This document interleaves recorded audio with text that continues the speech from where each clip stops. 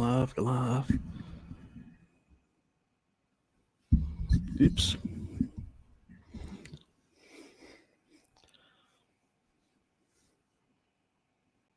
Hi guys, I hope you can see me. Can you? Am I coming through?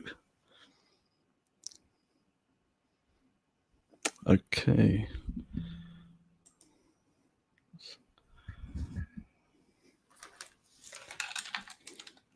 Just had a few issues with some of my settings, just not wanting to work properly. I tried a few other. I was trying a different type of background thing, but it just sort of wasn't working. I'll just put it on. You'll see what I mean. I just couldn't get it to work. I need to probably adjust something, but it just sort of. Can you see that? What do you think? Yeah, I know. It just doesn't really work. Yeah, so I may have to put it like a screen behind. I think Bart puts actually a screen behind, and that sort of tends to make it a bit easier, and sort of works a bit better. But yeah, I think I'll switch back to normal because it's looking a bit ridiculous, or I look ridiculous. Hold on, give me a sec. Yeah, back to normal. Yeah, I think I need to play a bit around with that and see how I go and try a few three things. Yeah, I know. I'll yeah, something like that. A green screen. Bart's got a green screen and all that. It's the contrast. It's sort of doesn't really work very well. Yeah, so I have to play a bit around with that. I was hoping I could do it within the program and set up something, because I did something similar to one of my other videos, but with through yeah, this sort of application, or this online application that I'm streaming with. It's a bit different. Yeah, so I don't know why and how I can get around with it, but we'll just have to persevere with what we've got. I'll play a bit around with it. You may see me online trying to do a number of different things through the week, trying to work a bit better. But anyway, let's get going. Thanks for everyone that's here, for being here. And we may have a guest. Maybe Jared will come on later today.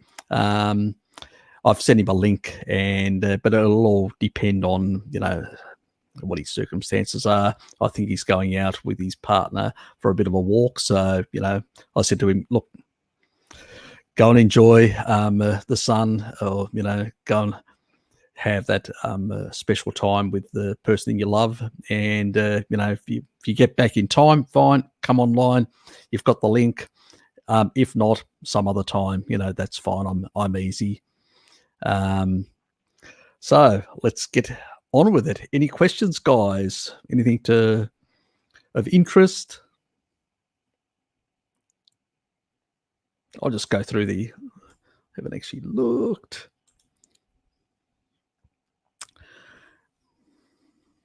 Okay, Harry. But you talked about uric acid crystals. I've been having a very large amount of uric acid crystals in my urine. Go to my channel. He's got a video. I mean, if people want to go and see it, they should. We should support. That's how we build a strong and vibrant community. Look, as I just put a link down there, keep up the citric acid. The other thing is MK. Also, MK4 is very important, because MK4 will remove a lot of the actual, will assist in as well. So, which is the other thing. Dairy in the actual diet will also help reduce some of that as well. Sorting out your liver is another important thing, because it seems that liver function and your general body's ability to excrete things plays a big role. So, but fundamentally, one of the key things is citric acid. You really need to basically protect those kidneys, especially when you're doing a lot of oxalate dumping. And I've been there myself in the past, and definitely wasn't a happy experience. It was very foamy. I suspect yours is very similar. I went through a period of, sort of avoiding dairy and doing a lot of the cruciferous and doing a lot of the green vegetables and stuff like that, even when I was doing keto and paleo, and suffered the consequences of that, through my 5 years of doing a lot of green leafy type vegetables of differing degrees. I mean, like in the mornings, I'd have, for instance, bacon and eggs with spinach. Yeah.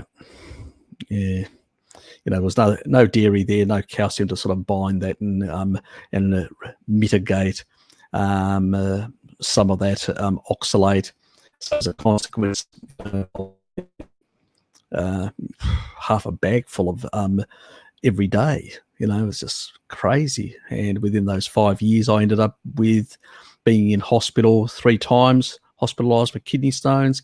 Twice I had laser surgery. The problem was that it already had moved outside of the actual kidney part of it into the duct, heading for the and because the duct and also your bladder are soft tissues, they can't actually use like sort of the method they use. Like if it's in your kidneys, they can use like sound waves to basically break it down and all that. So it'll break down and then it'll clear out. But once it actually moves out of there, the only way they can do it is with LASIK. So they're a laser surgery type method through your my penis. They actually just pushed it up right through. They got into the actual bladder, into the duct, and sort of lasered it pretty much. And that was a sort of a horrendous experience, especially when the catheter was being pulled out by the nurse. I think she thought it was funny. It wasn't. So yes, it's not an experience you want to go down. And I think we weren't meant to eat these sort of foods. I mean, it's just we all jumped on the paleo or keto bandwagons and all that, and sort of and also the sort of attitudes towards dairy, which were very hostile in to different extents at the time, and sort of ended up on the same sort of merry-go-round of oxalate hell. And a lot of us are sort of still coming out of that part. And it's fairly rough in that regard.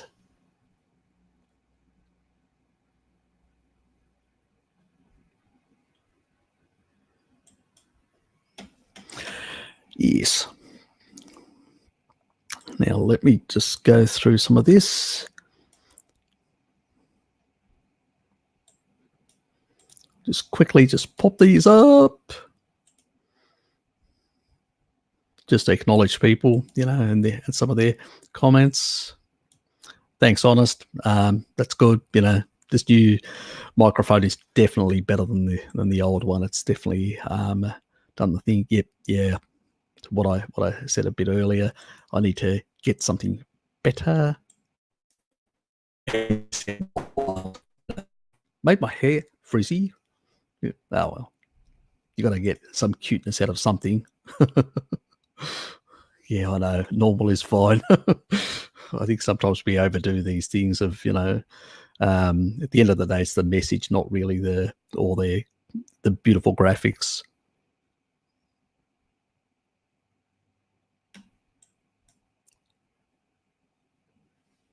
Oh, sounds good. Sounds good, mate. It definitely sounds good. I've actually got a big amount of, about 540 grams of lamb for later today.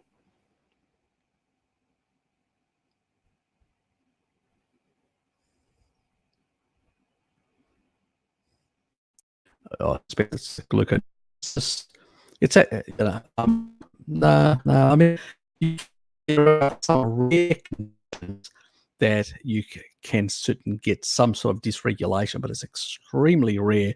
Nothing to really worry about.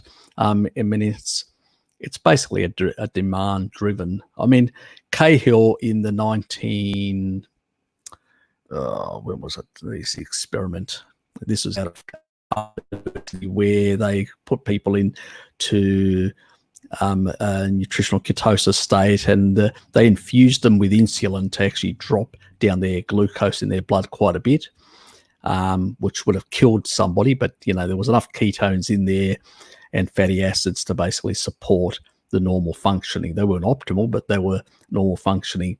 So the body knows best, and there will be differences. If you between people, if you would actually look at different people's sort of glucose levels on a carnivore diet, on a keto diet, on many other things, it can vary. It really can vary. Also, like Dave Feldman, he's actually done a number of studies where he's looked at, and I've actually replicated that, and it does work, where you than 12 hours or do less than that, and it actually has a different level of sort of response in the amount of glucose actually created, so and triglycerides. So it can vary in that regard. So there are going to be variations. There are also variations between. He's also a hyper responder because he's got an ApoE of 4.3. So he tends to basically be a bit different than the majority of the population, which is 3.3. So there are variations there. So we need to keep that in mind. At the end of the day, if you're eating a species-specific diet, you should basically be generating what your genetics will basically allow you, unless you're doing something really strange, which are not specific to a carnivore diet. Variations. You can actually get a food grade. I don't recommend any specific brand. There's a couple of brands on iHerb, which is a website which I've in the past and they actually, but yep, exactly. Walmart also, I believe, in America, and there's a couple of other outlets in Australia and New Zealand where you can actually also find, and in Europe. I mean, but if you want online, iHerb was one of the places where they have food grade. It's take it for the period you need it.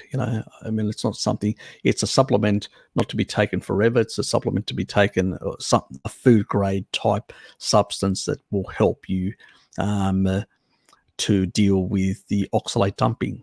And even if you're coming off a SAD diet, you're still going to have some level of oxalate dumping. It's going to be much lower compared to somebody who's done vegan, vegetarian, far more green leafy vegetables.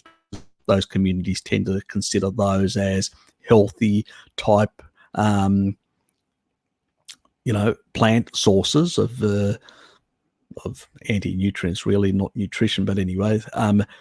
But that's their view. So it's really important that you sort of look at the stream. So when you've got urine and your urine stream's coming out, and it looks like it's very foamy, then you may need a bit more citric acid. If it's very, it's of a very light form of oxalate dumping, maybe lemon juice is all you need. So you don't need to go and purchase citric acid. Every morning, maybe all you need. So towards the end, so yeah, it depends on where you are on that journey back to health. You're welcome. Thanks, Honest.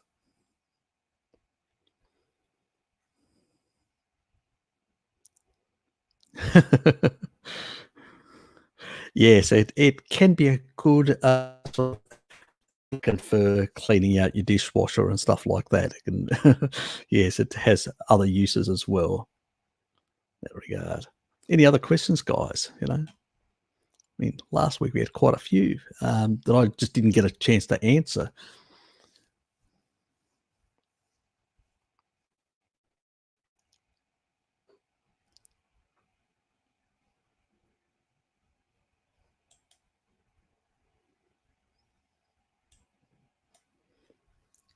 I mean, we can talk about other things. Currently, I mean, people may have been noticing what's been happening around the place. Some of the actual companies are starting to promote some of these plant-based type alternatives. They're starting to get around. Domino's in Australia, what they do is, I don't know about the rest of other parts of the world, but I know that they're actually now, their delivery $15 deal type thing now includes vegan varieties as well. So they're starting to make traction in the general supply, which is something that people need to be aware of, that this risk is building up, and we need to be a bit more vigilant and be sharing information about what's happening out there, so we can sort of go on to social media and actually point out the dangers and risks to people who are going to be unaware. You're welcome. Well, when it comes to circadian rhythms, it's not only sleep but also eating when you're eating. So there is a relationship between the two. For instance, when you wake up in the morning, I think I've mentioned this in another chat with Bart, your cortisol levels are quite high, and then they sort of come down and creep down towards about between, depends on the person. This is not hard and fast. Lower level, and usually that would have been worked on the land would come back in mid-morning or late morning. They would come back to their village and actually consume their first meal, break their fast, so to speak, their breakfast. Most tribal societies, because they were persistent midday hunters, because the cats weren't around, so you basically made your kill midday, then by the time you dragged it back or carried it back to the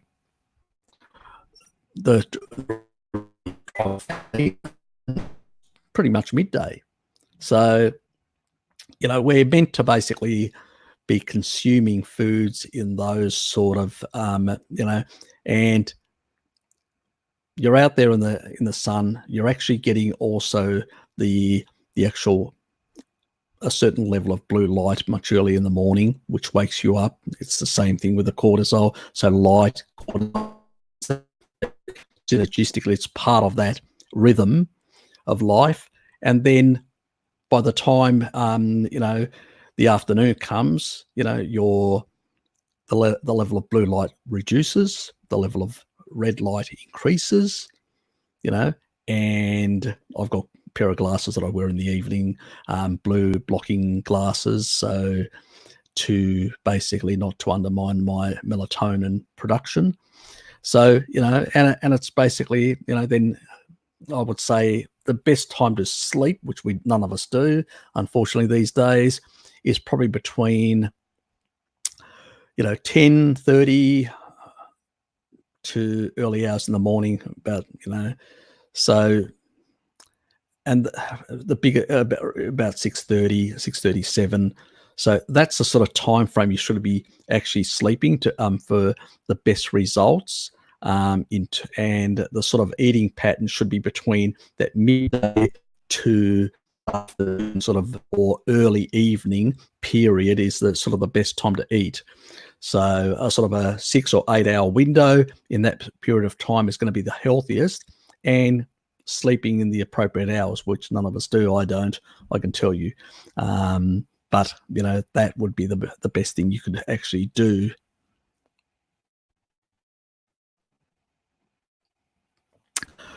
Well, in doing that, food eating within the sort of the normal hours. So because the worst thing you can do is eat late in the evenings, or eat. It's probably better just to fast while you're working late in the evening, and just basically have a smaller window of eating. That is probably the safest thing, because you keep your rhythms and food rhythms in sync with the environment. So it's, you shouldn't be, if you're a shift worker in the evening or late at night, or because some people just have to work those sort of hours, the best thing to do is avoid eating, just fast overnight. So that's the best thing you can do. Use some salt water and all that to help you along. You'll be more alert, and you'll be able to do your job much better at night without basically putting your health or your life at risk, depending on what you're doing, if you're working with machinery or whatever else at night. So yeah, keep that in mind. Can I talk about the benefits of getting a 23andMe test? Steven asks. Look, there are two types you can actually get. You can actually get the basic one, which is, I believe, $99 US. And I think there's another comprehensive one which has, that covers certain genetics which have to do with athletics and a whole lot of other things, and that's about $199. I think it's double the price US. I don't know of any companies, because I haven't really looked into it, whether they have a better competitive deal. I know if you're in Europe, there are some Eastern European countries like Estonia, in particular, that actually do a lot of genetic tests really cheap. I mean, really cheap, far cheaper. But the thing is, you'll get the raw data, but you then may have to still pay a certain amount of money to upload it to certain websites to interpret that data. Or you have to do the interpretation yourself, like by looking at maps and going and looking at that actually provided information about the different SNPs. And that can be quite involving. It could take some time, but I wanted to do the research myself to basically find out about these different SNPs, rather than actually just using some site and telling me, this and that and whatever else. Sometimes they just tell you just enough to give you that information because you've paid for it, but they don't really give you details, and you miss out on the details, because some of the actual sites where, like a type thing and other sites that actually provide you, they also provide links to studies. So they'll say, okay, you've got these SNPs. So, and if it's a polymorphism, depending on what it is, the different SNPs that you may have, it will actually tell you what susceptibilities you may have. So you can go away and search and go, okay, I've got these and these and these susceptibilities. So how do I mitigate this? And then you start searching to find out information about how to mitigate those things. And so that's the sort of thing that I did and found out about my choline or MTHFR and a few other issues that I had, and how to mitigate those. Yeah. So Shalef said, I sleep from 4 a.m. at noon. Hate night shifts so bad. Yeah, they are bad. They're not, they're not very good for long term. You need to really avoid long term. If you can get other shifts through the in different times of the day, it's the best thing you can do. So look, if you're sleeping between those, when you get up, don't eat immediately.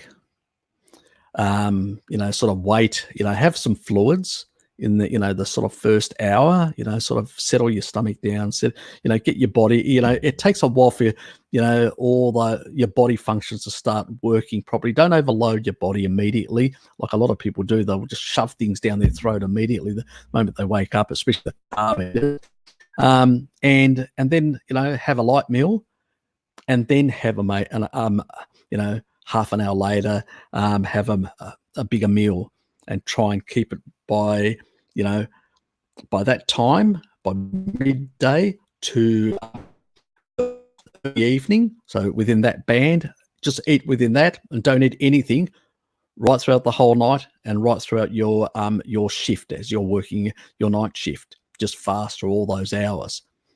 You'll see the benefits. You'll feel better. You'll feel less tired. You'll feel more energized, and also the sort of your circadian mismatch is not going to be as harsh on your body. The other thing is, I would get blue blocking glasses for the evenings when you're actually working.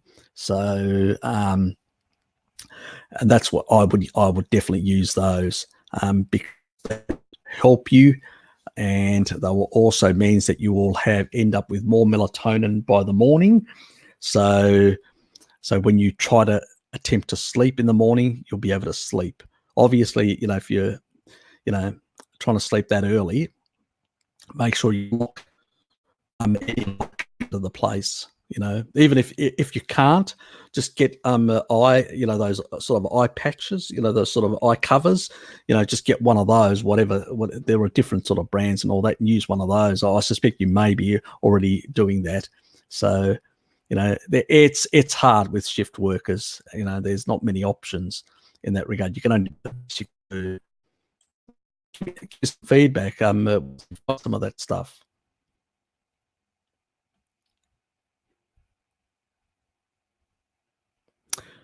Oh, well, thanks, mate, for dropping by, You're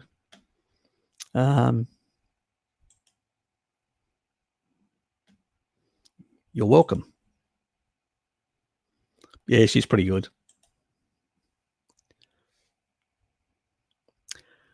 I don't cook all my food, actually. I actually do eat a number of raw foods, both seafoods, both obviously, and a number of meats.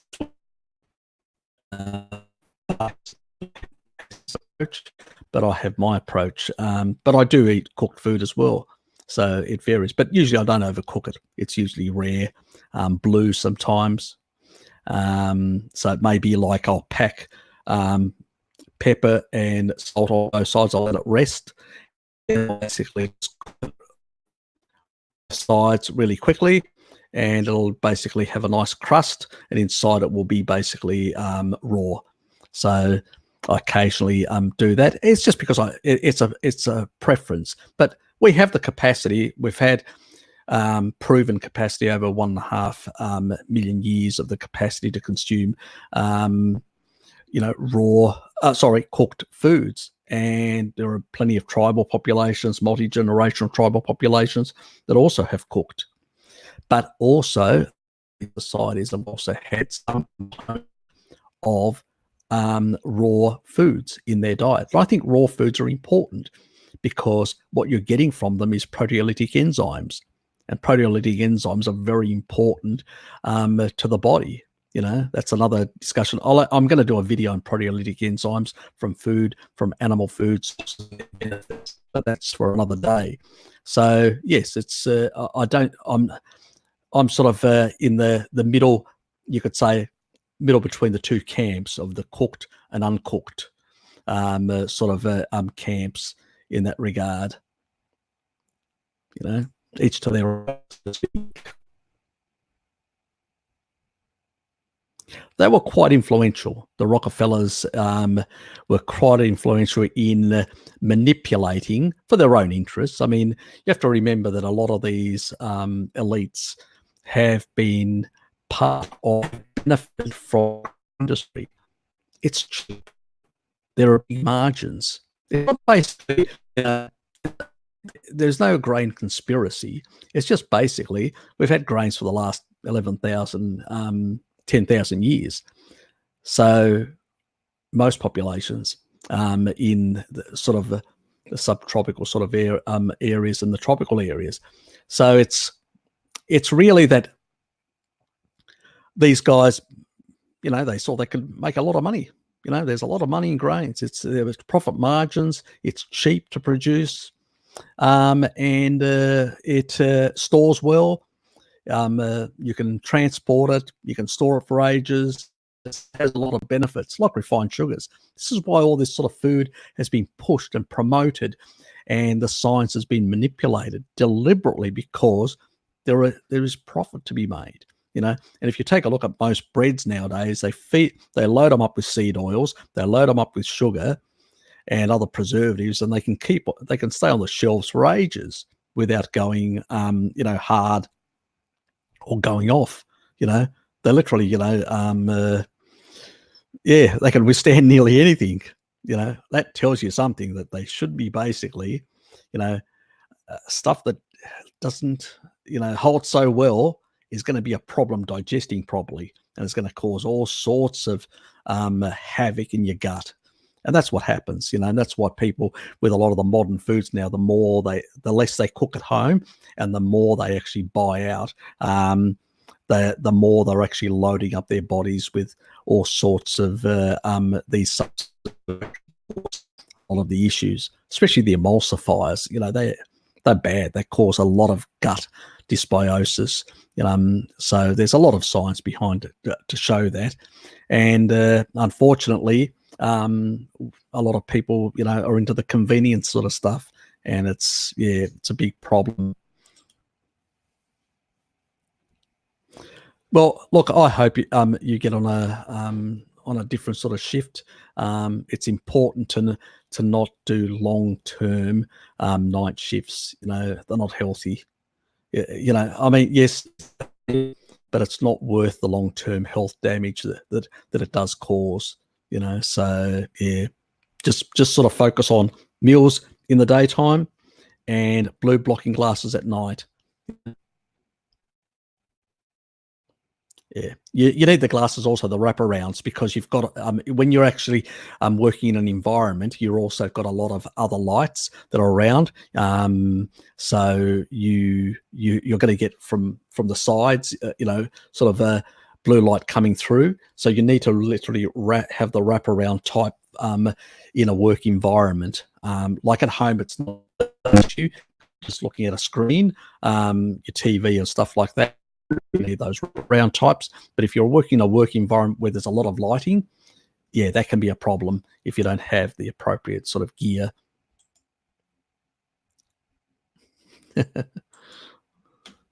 Somebody say no more.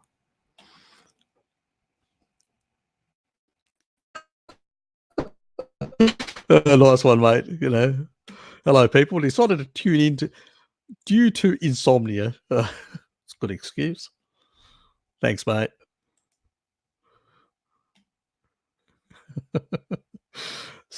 You've got to sympathise there in Shalev. Is that the time? Oh, God. Here it's 1:30 p.m. Australian Eastern Standard Time. Okay. Another.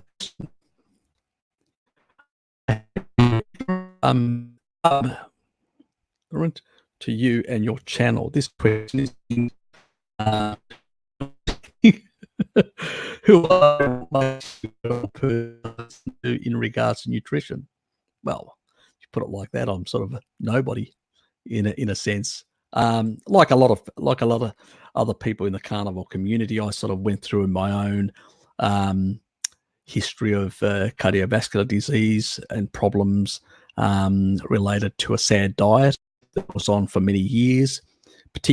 Less sugar, more seed oils that I cooked with. Practically all my meals were cooked with seed oils. That seed oils would lower LDL and really good for you and all that sort of bonkers nonsense. And then sort of decided to do a bit of research and find out exactly what caused all this. And so I took a historical perspective. So looked at old research, looked at the food industry, looked at the food supply, how it changed over time, and did quite a bit of research along those lines.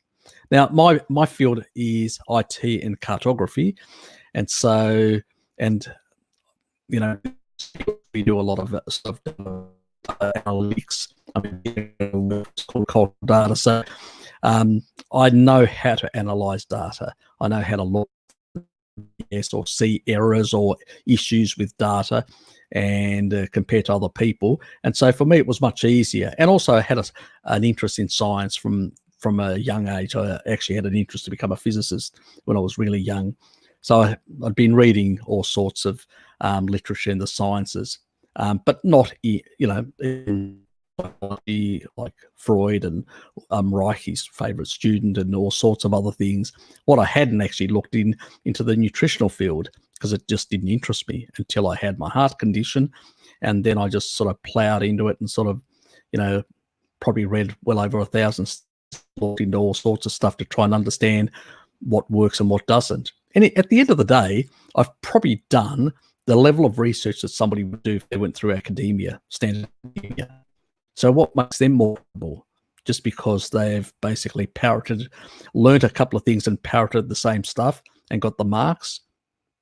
At least I didn't parrot anything. I actually did research to try and understand why things work in a certain way, why these mechanisms that they're actually describing are wrong or right.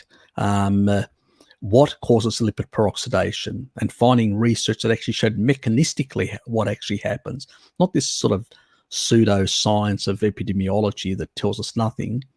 So it was actually a deep dive into understanding how the body works, and understanding, nutrition and how it impacts on human health through history as well, not only currently and what the science says, but also going back the different lines that actually are at play.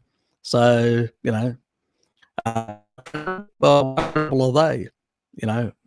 Pretty much driven by Seventh-day Adventists and a whole lot of other organisations that are so biased in their research. So, at the end of the day, I'm just as credible as they are.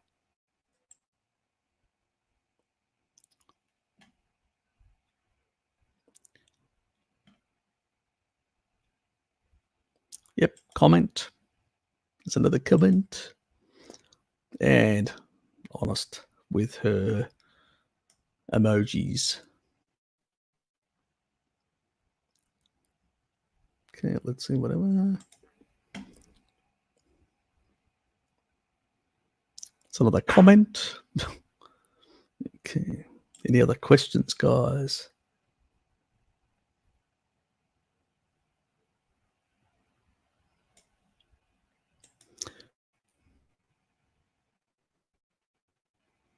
Is that a new twist for Frankie? Okay. Look, I like Frankie. I hope he sort of pulls away from sort of, he's not a Zverich, obviously, but he's a good kid. I've got a lot of time. He's got a lot of good information, but I think he's going down the wrong path, taking on everyone else.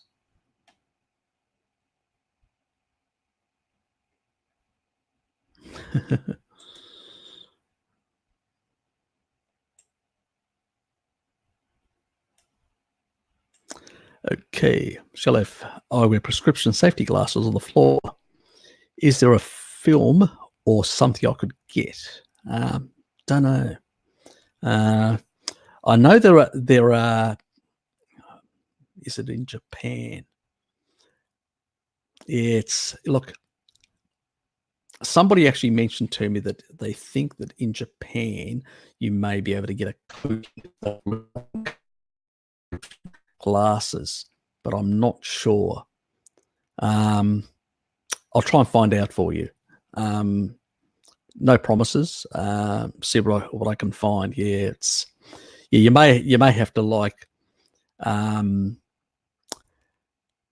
sometimes you can actually get like blue looking glasses which are slightly like the wraparound that are slightly further out, or you can actually also get clip-ons that have got actually like sides as well.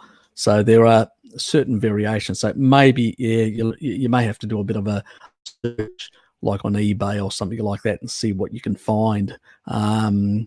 Yeah, look, love to help you. I'll try and find out some of that information about the Japanese, but no promises. I tend to see people from other disciplines, which data heavy, understanding nutrition. That's true. Yeah. And that's sort of my end, in our field, in spatial science, it's really driven by data. It's the data capture of features, whether they are sort of features related to imagery or any other things. And I mean, we actually even use an AI at work to basically analyze our data, and we sort of teach it how to notice differences and learn from interacting with the human element. So I mean, data is evolving, and data analytics as a field is also evolving and improving, and it's one area that when you actually start using data analytic methods and applying nutritional science, how crappy that science is. It fails so miserably. So yes, I wouldn't call them experts, and I wouldn't call people who basically, like many of those Harvard experts, and some of them that actually had science that they hid for 17 years deliberately, because it just didn't, Nina Untitled, she actually did some videos and investigations into, a bit like, some other people that have also done research, and a whole lot of other people. And, she came across academics that had hidden research for 17 years, because it didn't suit their narrative. It just we didn't get the results, the view was, we didn't get the results we were looking for. Well, that's not science. You didn't get the results you were looking for. That's pseudo scientific attitudes. You don't push a narrative or a hypothesis that has failed the research. When you do research and it doesn't actually match up, and at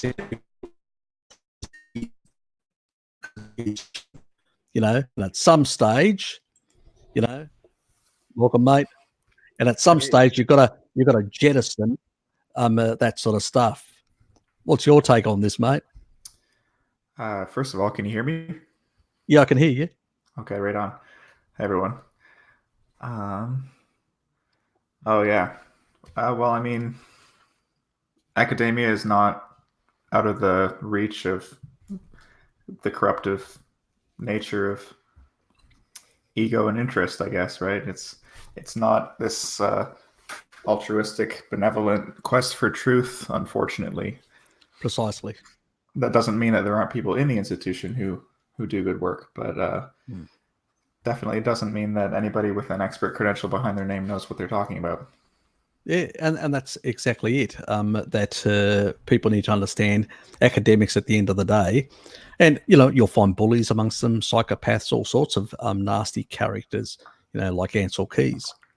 And, Bart's actually come across some of these people.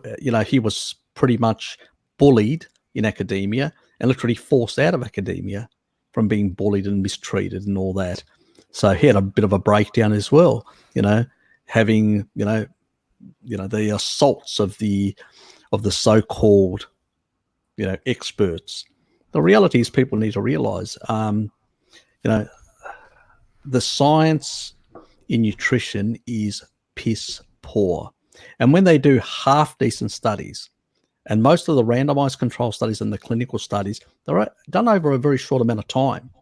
So all you can say is for 1 year or 2 years or 3 years or 6 months or 6 weeks that you got those results. That's all you can say.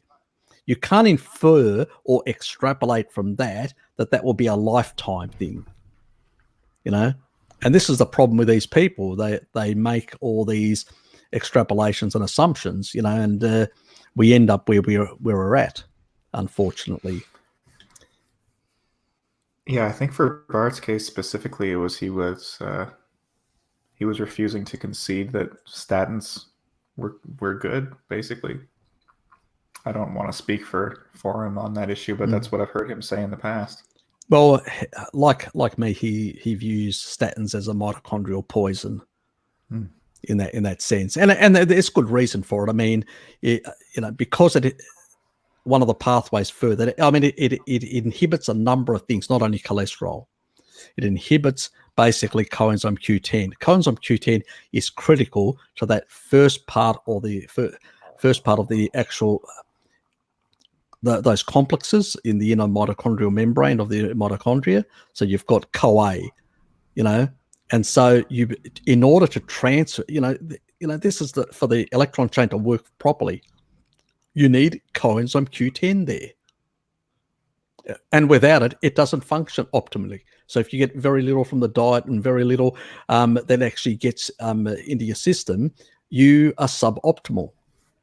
And obviously, if you degrade that for far too long, I believe that depending on other dietary and other issues like deuterium damage to your mitochondria, to the nanomotors at the end, that could also reduce the oxidative phosphorylation, the ability to extract energy from food molecules and oxygen. So if that falls below a certain threshold, that cell can become cancerous. And I mean, yeah, I've heard it said that statins basically poison you through the same mechanism as arsenic would. It just takes 10 years instead of precisely 3 minutes. It takes much longer. It's a slow dose arsenic poisoning in a sense. It would be the equivalent. Yeah. You could say that exactly. I mean, the LA veteran study, and this was done by the government, looking at veterans, how they would respond on statins. And unlike most statins that are done by industry statin studies are done, 6 months, a year, very short period of time. And they do have a slight anti-inflammatory property, but that's about it. I mean, you can actually get far more anti-inflammation with a better diet, many other things. It's so minor. It's, like the odds ratio are extremely low. So it's insignificant to even to talk about. But, we'll put it out there because they make a big issue of it. But at the end of the day, if you're, that what that study showed was that after 7 years, the difference between the placebo group and the group on the statin was that group that was on the placebo had less cancer. The other group that was on the statin started showing more cases of cancer. And that's when they terminated the study. It should have gone for longer, because, and this is why now no statin manufacturer or no academic will do a study that long on statins, because basically it will eventually show this effect. Yeah, the research around statins is incredibly unethical from everything that I've learned about it, and it's something that I've done a little bit of my own investigating about, because I do have a dog in the fight, because I don't want to use labels, I guess, but the lean mass hyperresponder model that Dave Feldman seems to have outlined, I certainly meet those criteria in terms of, like, I have a very high LDL-C since going on to a carnivore diet. And my doctor, because it's a very common story for people with this in my situation, basically flipped out, told me I'm going to die, and prescribed me a maximum dose statin with like zero informed consent.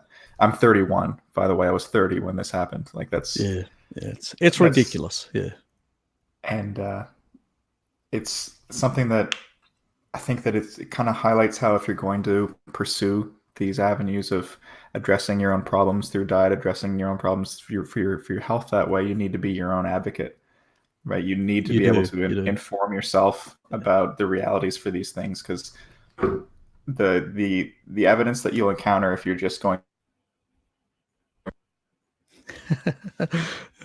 What's the cat's name?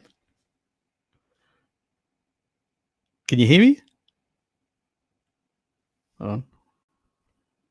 Oops. We just lost Jared. I blame the cat. Yeah, I can hear.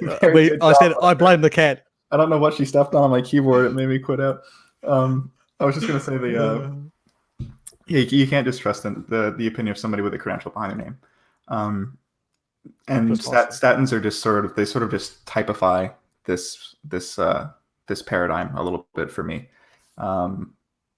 It's all of the evidence around it as it's presented is incredibly unethical right to the root, as far as I've found. It's right down to screening for people that they know will react poorly to statins based on genetic variability, to exclude them from the studies and the data so that their adverse reactions look much lower than they are. I've heard. Oops. Just lost your audio.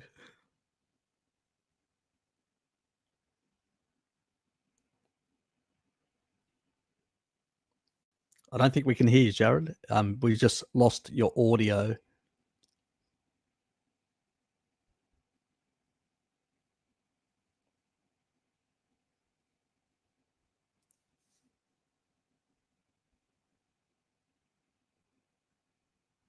Nah, still can't hear you, mate.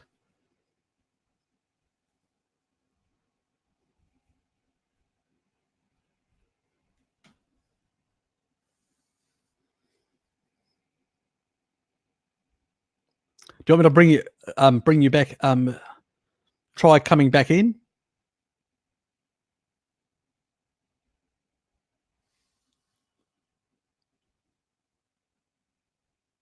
Okay, where he's having some problems there.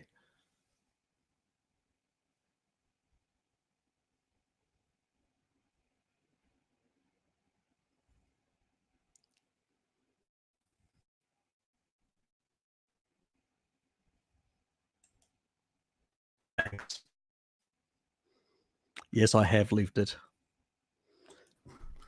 There we go. I Sorry. definitely have lived it. My browser just freaked out because my headphone got unplugged and then it wouldn't put the audio back through it once I plugged it back in.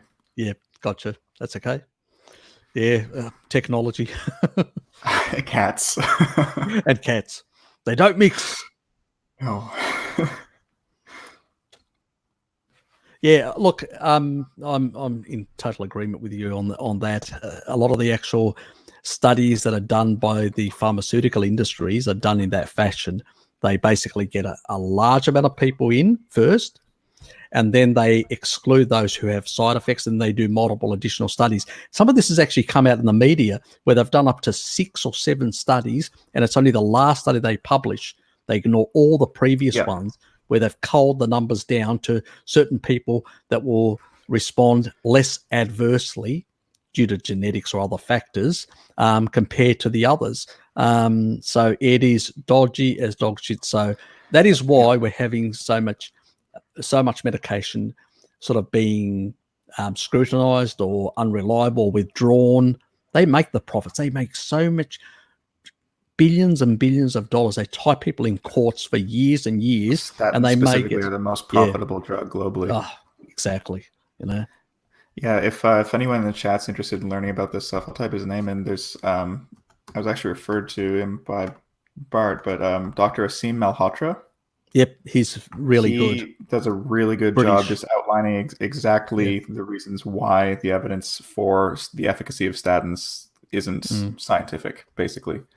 Right down and just again, to use the word unethical, they purposely use relative risk to sound like absolute risk, and then they market that with great promise toward doctors. And it's so institutionalized, it's to the point that basically my doctor's response to what happened with my cholesterol level was an automated response. Like, she could easily have lost her license for not reacting that way.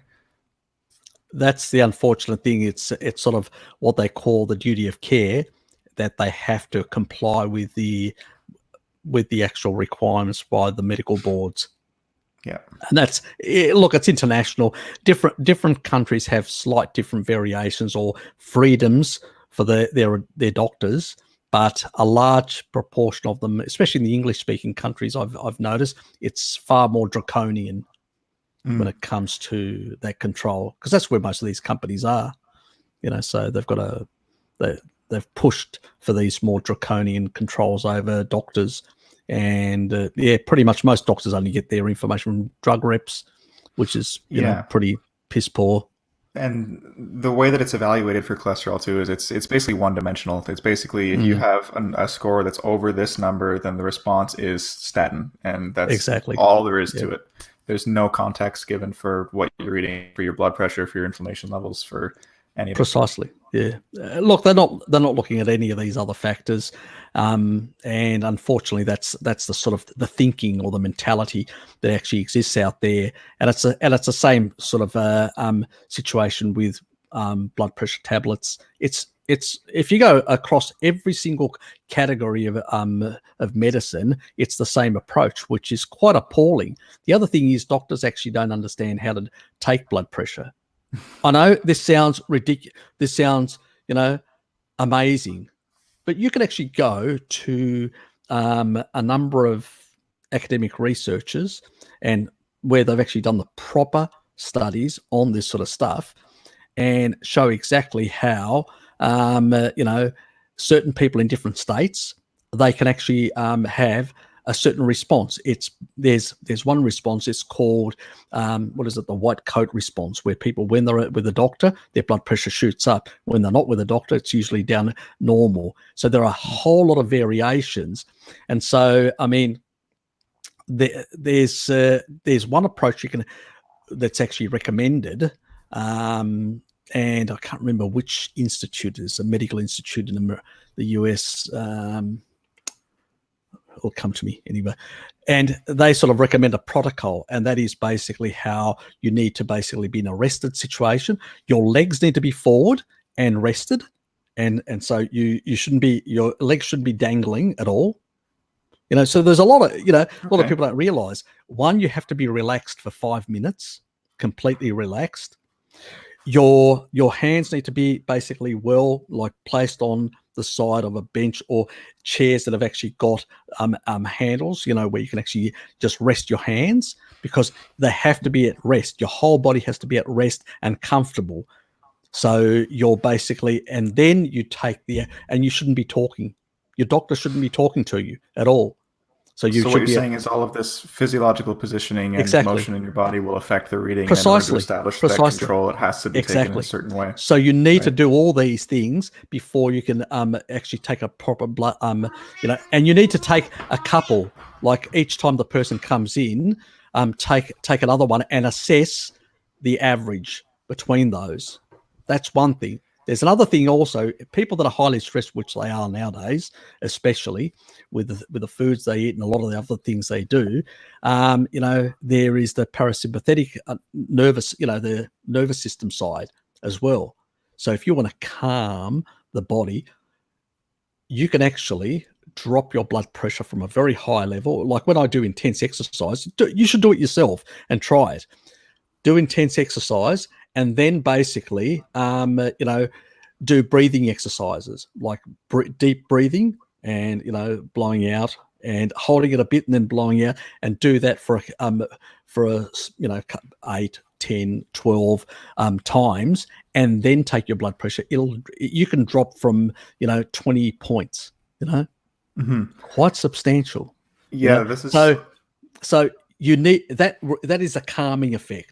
So you're in an unstressed situation. So there's a lot of factors that are at play that people don't realize. So, people are over-medicated because people are not assessed properly. And when you're actually assessing a patient for 5 or 10 minutes, you're not really assessing a patient. You're going to say something. Oh, I was just going to say this is why I have issue with things like blood pressure machines at the pharmacy, or there's one at my gym, for example. And they don't give anything about even saying that make sure to rest after you've just had a workout before taking your blood pressure reading, which seems intuitive, right? But I guess it's fun if you wanted to see if you can get a high score. Yeah, exactly. It's it's the craziness. I mean, it's like we're addicted to certain things. I want mine, or high or lower.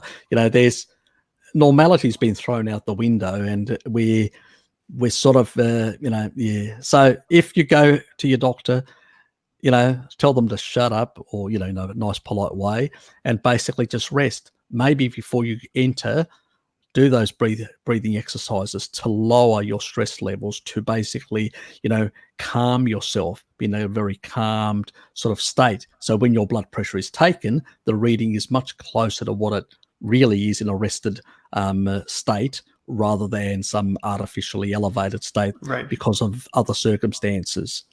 So I was just going to ask. So the main risk is just getting an artificially inflated number for your high blood pressure. Then actually, okay. yeah, well, because some people I've heard they've found later on that they didn't have blood pressure problems really, and they were medicated inappropriately and ended up basically passing out and having all sorts of issues. So, and that can be just as dangerous. Yeah, you need to be your own advocate. Precisely. Just don't take what they tell you to take. They need to justify it to you, and it needs to be, you need to be properly assessed. And if you're not properly assessed, for doctors under a lot of scrutiny from medical associations and the authority that regulate what they do, right? So they're required to offer an intervention if they detect a problem. They have to be able to say that my action in response to this identified problem was X. It's a reactive approach. Unfortunately, most of the time that seems to mean medications. So my philosophy around doctors is they're great at urgent care. They're really good at identifying problems. Yep, I agree. But I take their proposed solutions with a massive grain of salt, and I always seek a second opinion. Well, their solutions are always a reductionist approach and very narrow approach, and in many cases, an inappropriate one, because you've got very little proper assessment. I mean, from general, the way people present sometimes it's not exactly the same. So you really need people you need to know your patient. Where people are the highest risk is when they go from one doctor to another doctor, and I consider that a high risk, because the sense is your doctor doesn't really know you. If a doctor really knows you for some period of time, they will actually notice this variability, this difference. And if you sort of say, look, hold on, let's just assess this yourself, you sort of say, because you've got the right, you don't have to have things shoved down your throat. Then as a consequence, your doctor may realize, okay, this seems not too bad and all that. And they'll actually say it. Sometimes they use that word. Well, since your previous test, you seem to be better and all that, because sometimes you'll learn a few things yourself. You'll feel a bit calmer about it. A bit, there's a number of other factors that are at play. A new doctor sometimes can be more daunting to somebody. Sometimes not, depends on the personality. There's a lot of factors at play. So we need to be a bit careful and cautious about that. Anyway. It's another one, Harry. We can argue the carnivore diet is ancestrally appropriate for someone of South American tropical ancestry. ? Those nitrogen isotope studies seem to refer to primitive Europeans. No, they don't. They actually refer to people that came out of Africa. So a lot of, this is populations around the world. These skeletal remains are not only from, one continent. I mean, we're all part of the human race. We all originated out of Africa based on all the current research that's quite strong in that regard. Yes, there is some intermixing with some different hominins, human populations, like the Denobians and the Neanderthals to some extent. I tend to be one of those people that has got a much higher Neanderthal component in my DNA, so probably do better with some people think that that is more appropriate for a high meat diet in a sense, but I think that's a lot of nonsense. There's another component in that actually means that I don't get any reaction to chocolate because of my Neanderthal genes. Does that mean I should be eating a whole lot of oxalate chocolate every day. No, I mean, we can go down to the reductionist side of those sort of past genetics or whatever. Let's not forget, for most of the 3 billion years, there were small periods of interglacial sort of interglacial periods which weren't as cold, so there was a bit more vegetation available around, and so we would have accessed that because we were opportunists. Like all animals are opportunists to get calories and nutrients. Especially in a poor, they didn't have supermarkets or anything like that, so you access what you can in the environment, the immediate environment, and that's what all animals do. I mean, you'll even see herbivores. They'll eat certain little animals or critters that they find. So it's got a bit of noise here, a bit of commotion. I've got my other cat now. She's 17 and vocal at this time of night. She's just wondering what I'm doing, so I'm breaking routine. What are you doing here? Yeah, basically. And the thing is, what we can, what I was talking about with Bart, and I've actually in past conversations, is about these nitrogen isotope analysis studies. Obviously, since 11,000 years ago, the level of nitrogen-15 in most skeletal remains of humans has declined because we've moved away from a species appropriate diet. Especially nowadays, it'd be quite low in most populations because 70% of them consume, the majority of them consume 70% of their calories from carbs. So those levels will be much lower than the paleo humans or even older hominins that existed on the planet.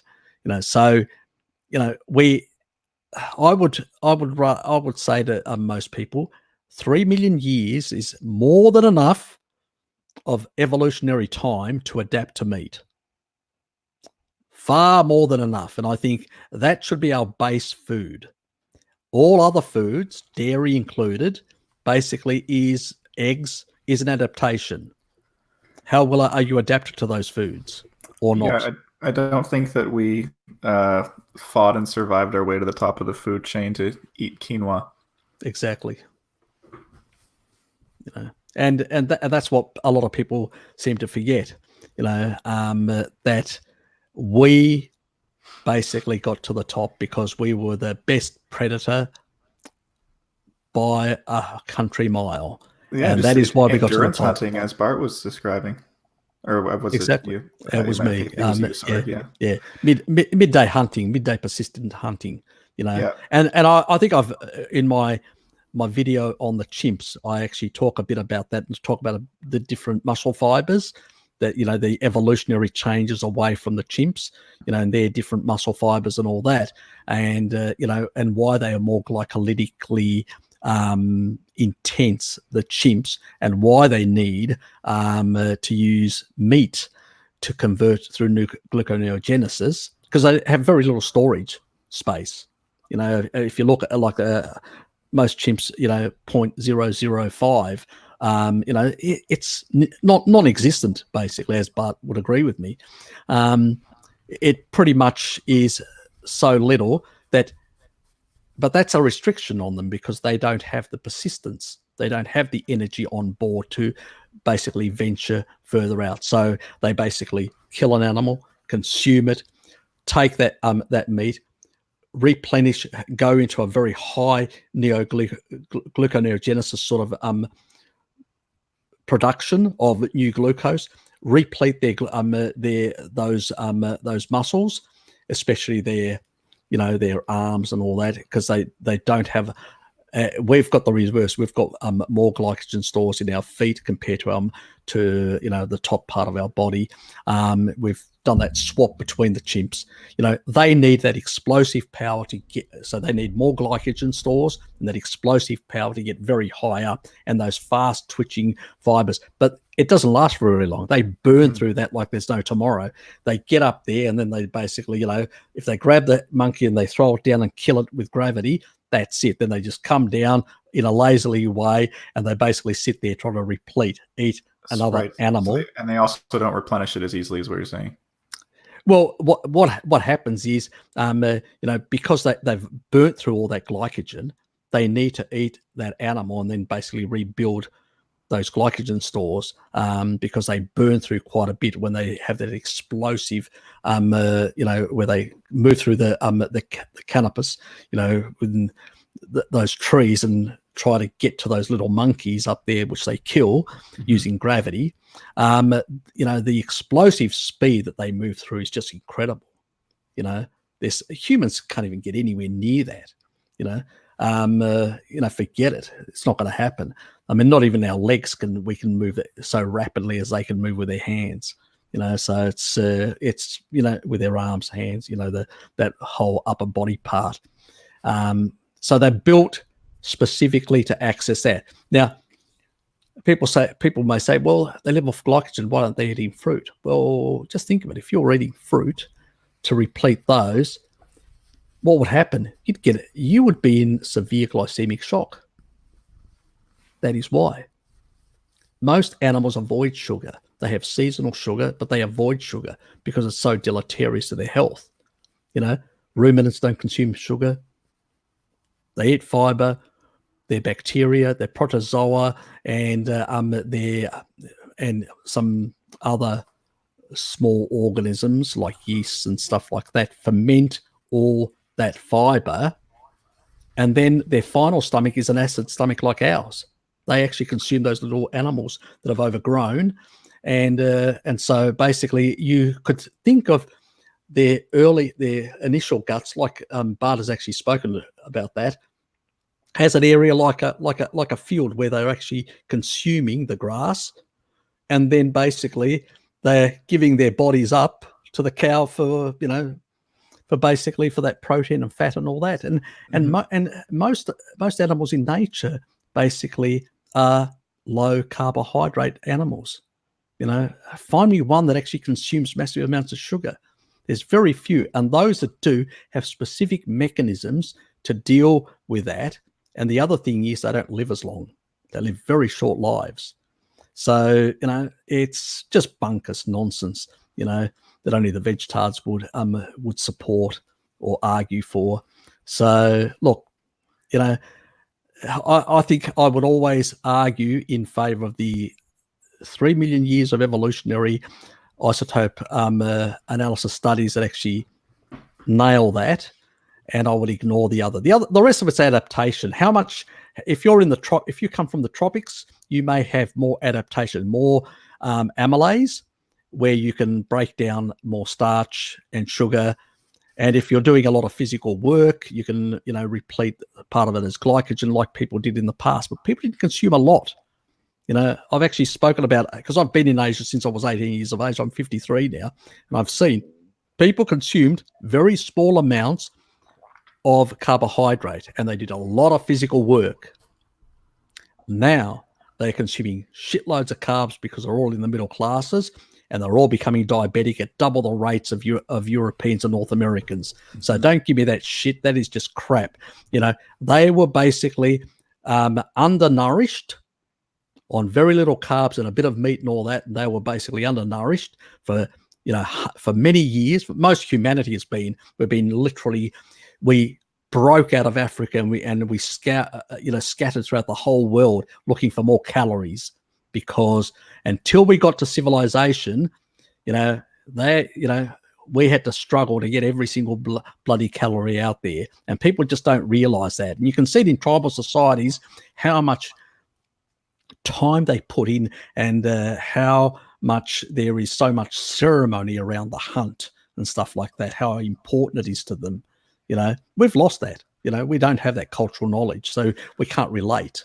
But the reality is it's still there, well, in some pockets of the earth, and it's being slowly squashed out and stomped out.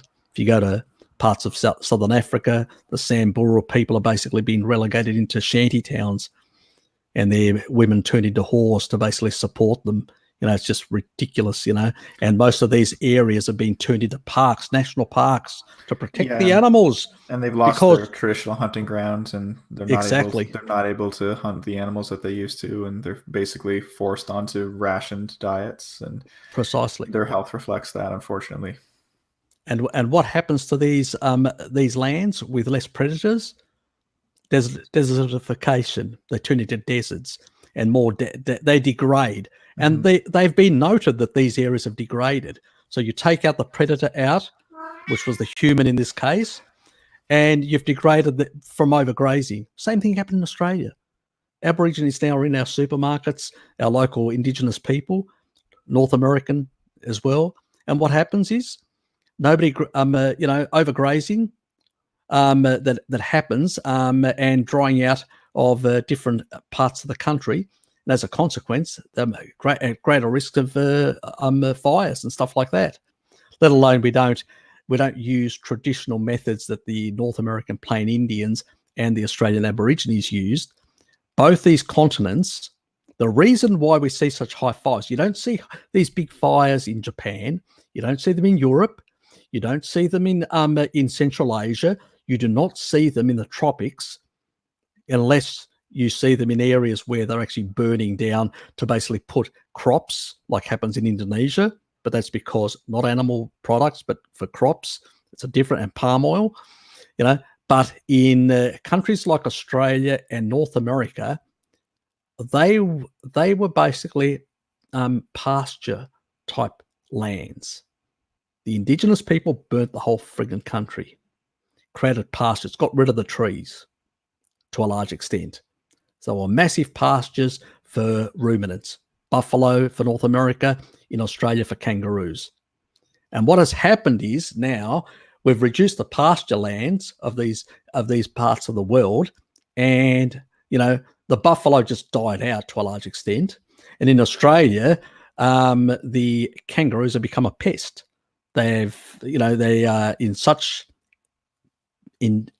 numbers, that they're literally coming into the cities all over the place. It's just ridiculous. I go sometimes for a walk in the evening, and basically you see all these kangaroos and wallabies in Tasmania, specifically wallabies, all over the place. They're in the cities because they can't find enough grass to feed on.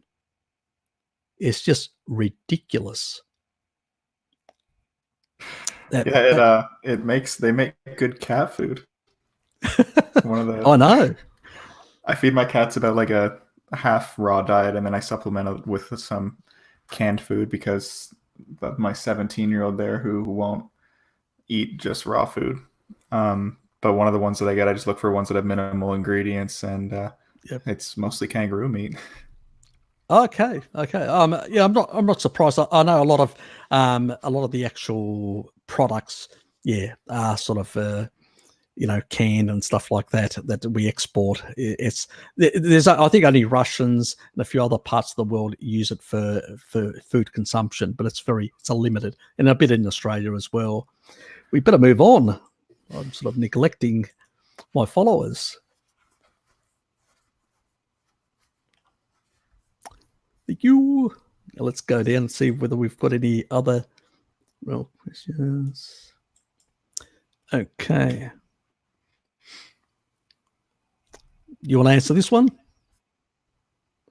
What would a good macro ratio for a 30-year-old make trying to gain weight? Yeah, so I have struggled to gain weight on a carnivore diet. I don't know what your specific dietary background is. I can't give like a percentage ratio, but I will say that I tried to do it on a zero carb diet for a very long time without very much success. There was a little bit of success, but it was extremely hard earned. And so I started incorporating some raw milk, and I've since been having a much easier time. And there is some carbohydrate content in raw milk. I don't really restrict myself with it, but it's still a reasonably low carb diet, definitely compared to a standard diet anyhow. Look, the thing with the milk is the whey component in the milk will actually give you twice the anabolic effect of even glucose. So most people are not aware of that. It gets because of the protein profile of milk, it does tend to be driven into primarily into muscle, which is quite good because it's highly bioavailable in that regard. So there are advantages using milk. I would agree with that. Yeah, I was eating probably about 3. There were a couple of days that I ate 4 pounds. Usually probably about 3 pounds of fatty beef cuts per day, and wasn't really able to get the results that I needed. But I'm also a little bit atypical in terms of the average needs for dietary advice. For most people, they're looking for weight loss. So I can definitely relate to this comment that is asking for weight gain advice. It can be really hard to find. And oftentimes when you're looking for dietary advice, even in the carnivore community, you'll find advice that is geared toward weight loss without even specifying. Right. So I would say definitely don't be afraid of incorporating moderate amounts of carbohydrate if you haven't tried that, presuming you can find one that you tolerate well. And that's the other secret. It's sort of you can tolerate, which is really important.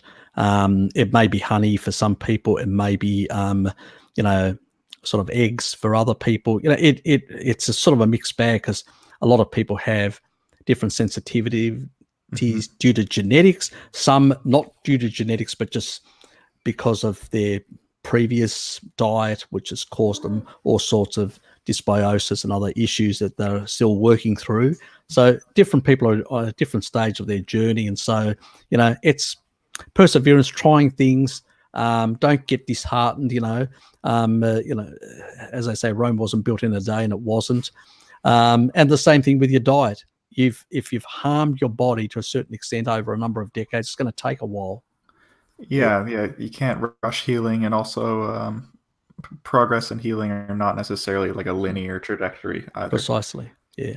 I think there's a lot of people get concerned about certain numbers. They focus on certain numbers, and I say, well, what's your gut like, and what's your liver like? Because if you get your gut and liver and stomach right, the digestive parts, functioning properly, then everything else, usually if you're on a species-specific diet, everything else seems to settle down and sort itself out. It's usually this type of dysregulation that actually causes a lot of the issues.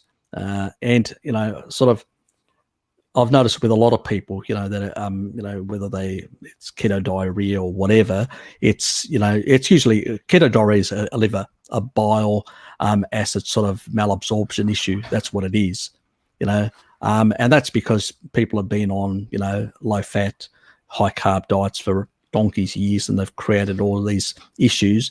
And some of the enzymes that actually there's a sort of the FXR type nexus that actually has an effect on that.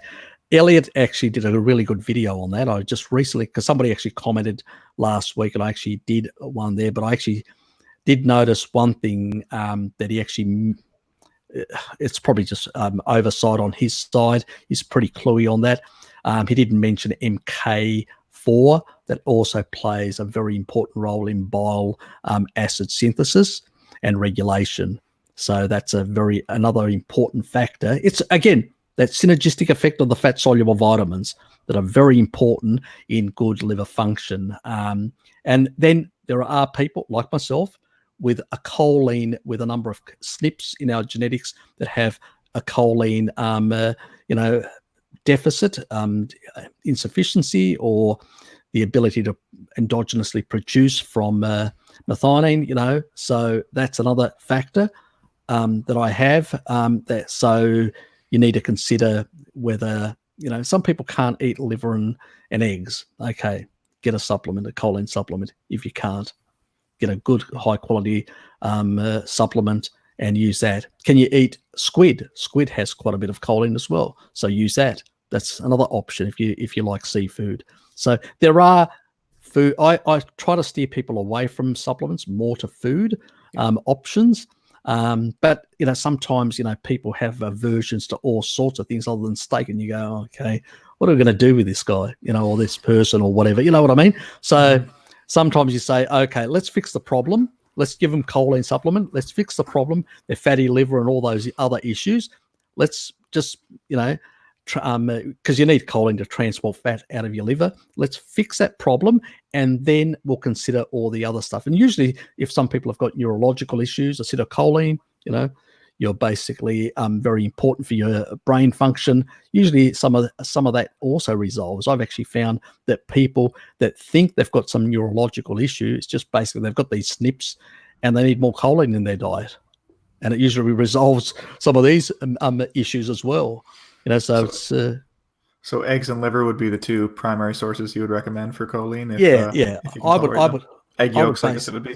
Yeah, I'd go for eggs more than anything else. Yeah. In that regard, eggs you can get quite a bit of choline from eggs without sort of creating other sort of imbalances.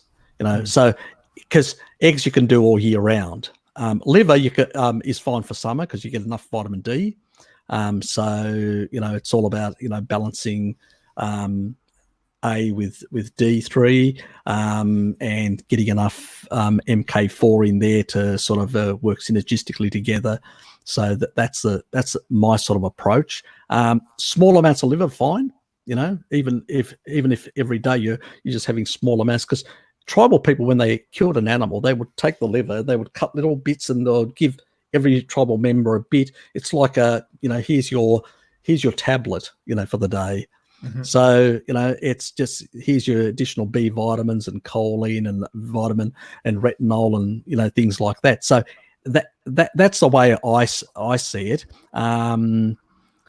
So, I usually have liver once a week or once a fortnight, depending what other things that I've eaten through that period.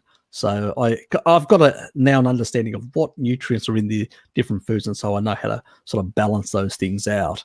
I'll probably do a video at some stage sort of on that subject, and I should probably have a video out also on the ApoE gene.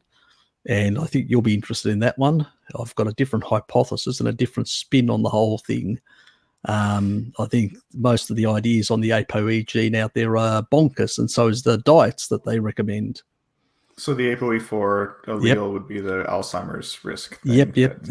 All that is bonkers, right? Actually. I'll explain it. You'll have to see my video. I'll explain it and actually demystify the whole thing. I've got a different hypothesis on the whole subject matter compared to what's out there currently. I think people are being scared unnecessarily, and most of the stuff that's being put out there is just bonkers and diets, and people selling diet books based on that as well. Oh, well, that would be the first time in the nutrition sphere, wouldn't it? Yeah, exactly. Do you have any thoughts on like high liver or high meat? I've tried it. I'm interested at the moment because I'm sort of considering making some high liver for myself for the first time. I've never tried it before. There's nothing wrong with trying it, but I wouldn't make it a center stone of my diet. It's the occasional. I think it's really important to get some proteolytic enzymes in there. So some raw foods, raw meats will give you those proteolytic enzymes. I mean, the ones that we mostly know are things like your amylase, your lipase, your those sort of general ones, all the ones that are associated with absorbing different macros and all that. But there are a number of others in the animal foods, which is really important for good functioning of your body. Mm-hmm. Now let's just move down here and see what else we've got. Other questions? Oops, I think I've overshot.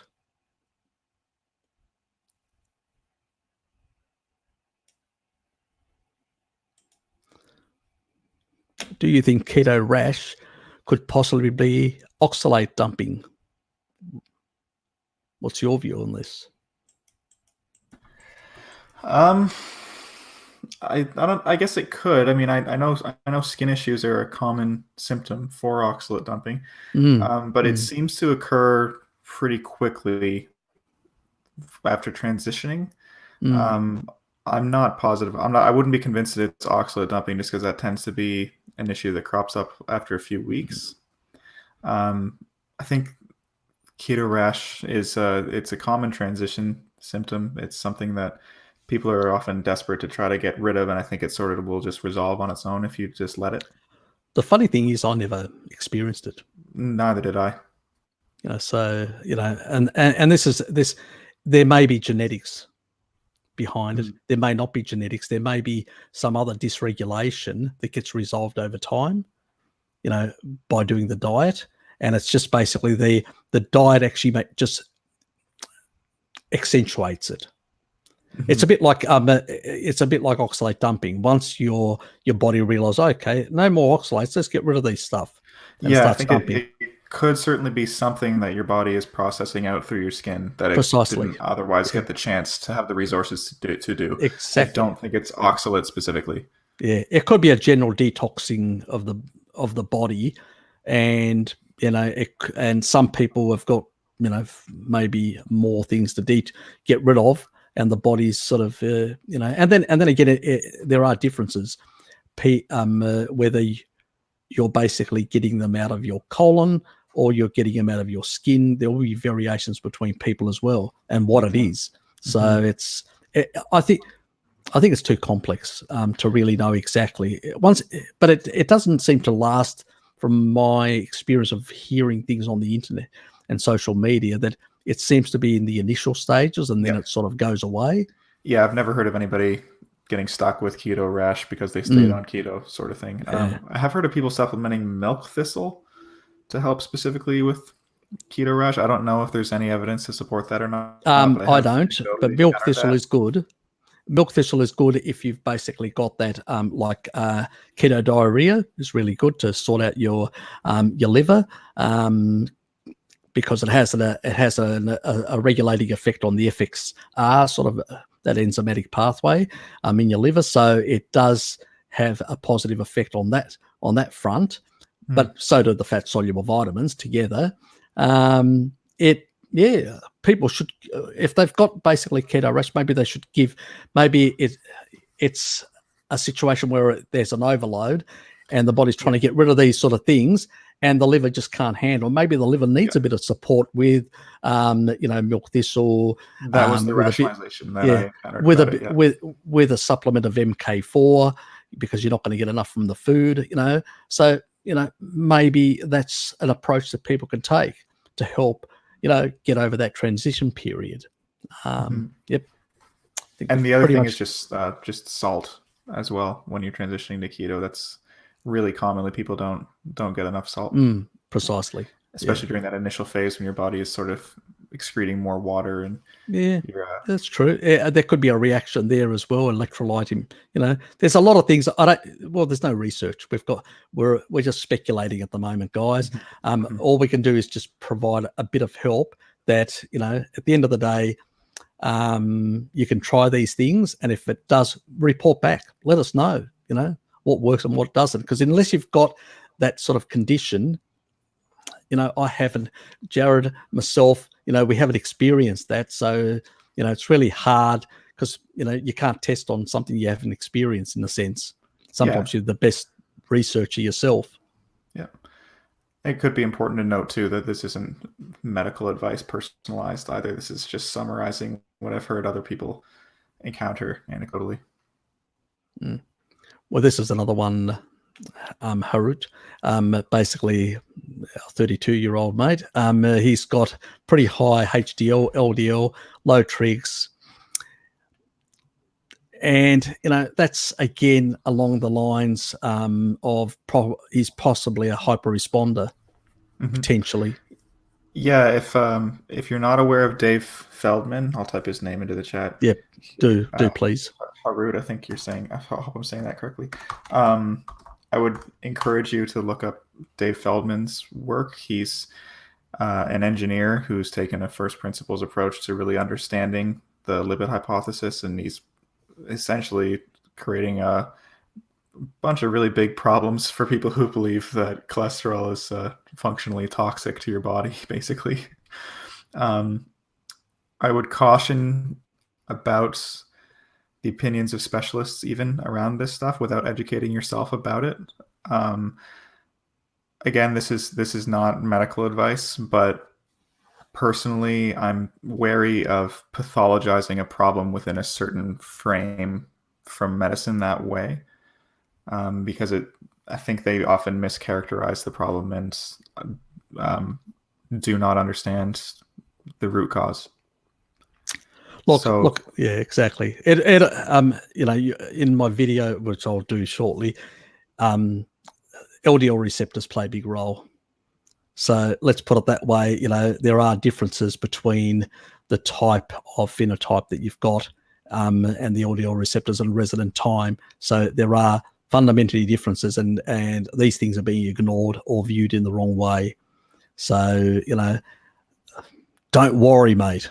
Basically, don't worry. It's not a problem. If you've got high HDL, low trigs, why are you worried? The thing is your LDL native or oxidized? Right. I don't care how long it's circulating in your bloodstream. That's irrelevant. Those are due to genetics. The question is it native or oxidized? If it's not oxidized, don't worry. Yeah. If you're following a low carb diet and you have low inflammation markers, it's unlikely that much of it is going to be oxidized. Precisely. But it can be tested for. Yep. And he even mentions here, he's got nothing to worry, does he? So the three pillars for heart disease with regards to your common blood work numbers are high blood pressure, inflammation, and high cholesterol together. Yeah. And if you don't have those, then where's the heart disease? Yeah, exactly. Even for the vegetards, they would agree. Low blood pressure. If you don't have the other two, you have to have all three. Even they would sort of agree on that. Which even there are other issues that can actually force higher blood pressure and all sorts of other that don't necessarily, because that's another discussion of another day where I've talked about the sort of on the glycocalyx, the sort of the negative charge and how that has an effect of repulsive effect. So high blood pressure may not be, because otherwise each time somebody went and did some athletic thing, they should be basically destroying their arteries. They don't, Right. So, high blood pressure, chronic, when it doesn't come down at all and it stays chronic, that means you've got some dysfunction. So it's not the high blood pressure, it's the dysfunction. That means it stays high forever. That's why I said earlier, you need to relax your body to find out, are you basically, if you're relaxed, if you've done all the exercise and you've relaxed yourself and you've still got high blood pressure, then you've got an endothelial dysfunction. That's quite clear. You've definitely got, probably, a lot of plaquing in your arteries and a whole lot of other issues with your arteries. Your glycocalyx are basically being destroyed all over the place. Everything's sticking all over the place and it's an absolute mess in there. But if you're basically, on the other hand, in a very good state, your endothelial cells are in a very good state, whether they're being put under pressure or not, if they can repel those lipids as they're flowing through because their pericellular matrix has a negative charge, they're not going to stick.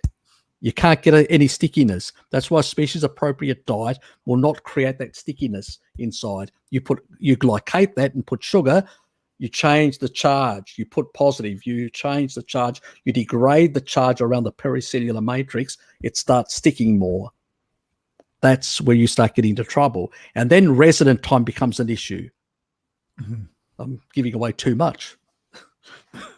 Anyway.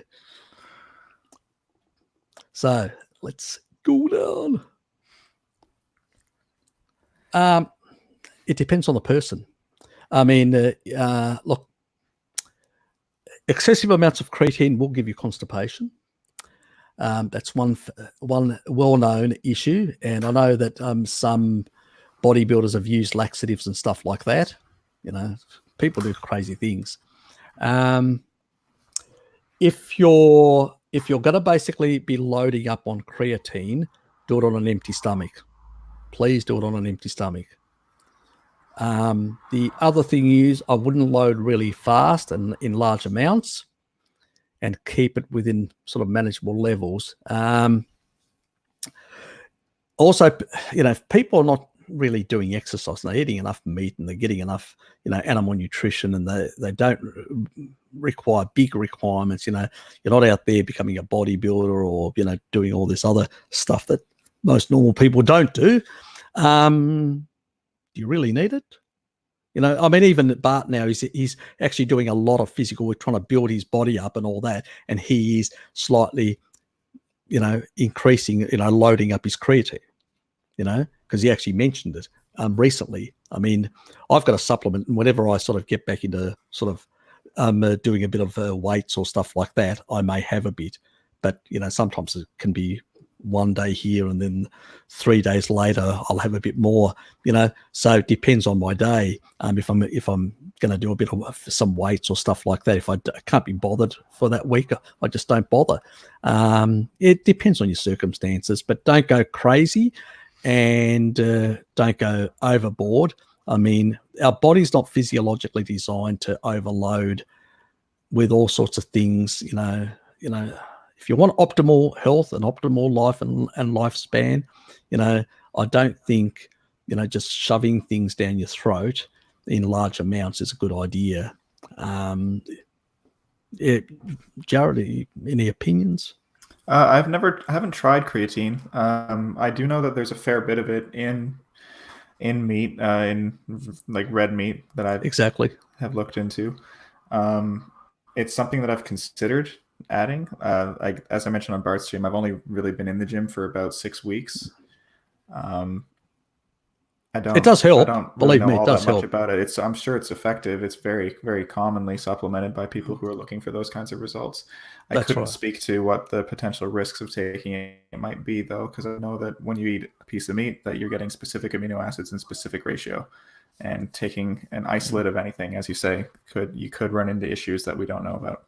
Yeah, and that's a lot of the problems. A lot of these studies that are done on creatine, carnitine supplements, all these different supplements, they're done on for a very short amount of time, a couple of weeks, with varying amounts, and it doesn't really tell you. It's a reductionist approach, but also, like any study, it means for 6 weeks, that's fine. I can do it for 6 weeks. But beyond that, it doesn't tell me anything. So what is the long-term health effects? Nobody knows. I can't tell you. And anybody that claims that they can tell you and recommend something to you, you really need to say, well, question their sincerity and honesty, and are they selling a product? And they're almost certainly just referencing that same short-sighted research that you just mentioned. Precisely. So. Yeah. Oh, look, most of the research is just short-sighted, unfortunately. Ask that question because some he's talking about the nitrogen isotope question. Yes. In terms of, I think we've done that to death. Thanks, Jared, for getting me on point. And that's the teeth side. A lot of that is we've done a lot of that to death. There are whales, they don't have, they eat a lot of other crustaceans and other things. And there are, there's a whole lot of different animals around in nature that have got different types of teeth and all that. It's really your gut that actually plays a role, how it's designed. Different animals scavenge meat, tear meat. They have different approaches to the way, there are birds of prey that actually consume with a beak meat in a different way. Every single animal has different adaptations, and there are animals that have got beaks that don't consume meat, and there are animals that have got beaks that do consume meat. There are so many variations in nature. It has nothing. It's really what is the appropriate for that species. What can we infer from archaeological evidence and other evidence, like the isotope analysis type thing? And the other thing is, what is basically has that species done for most of its recorded history. So stop looking at the beaks and teeth and that sort of stuff. That's just nonsense. The archaeological evidence and the evolutionary evidence are sort of what I personally find the most logical basis for believing that meat is meant to be the foundation of the human diet. Exactly. An often overlooked bit too is that we have the stomach acid. Our stomach acid pH is more similar to that of a scavenger than it is of an herbivore. Yeah, it's because as we were still small in size with small brains, and as we sort of ventured into the savanna type environments, we didn't have the capacity to fight off big cats. So all we could do is basically go in and scavenge like the hyenas. And so that's how we got that additional meat. And domesticate our own cats. Precisely, exactly. Keep them under control. They just don't like leashes.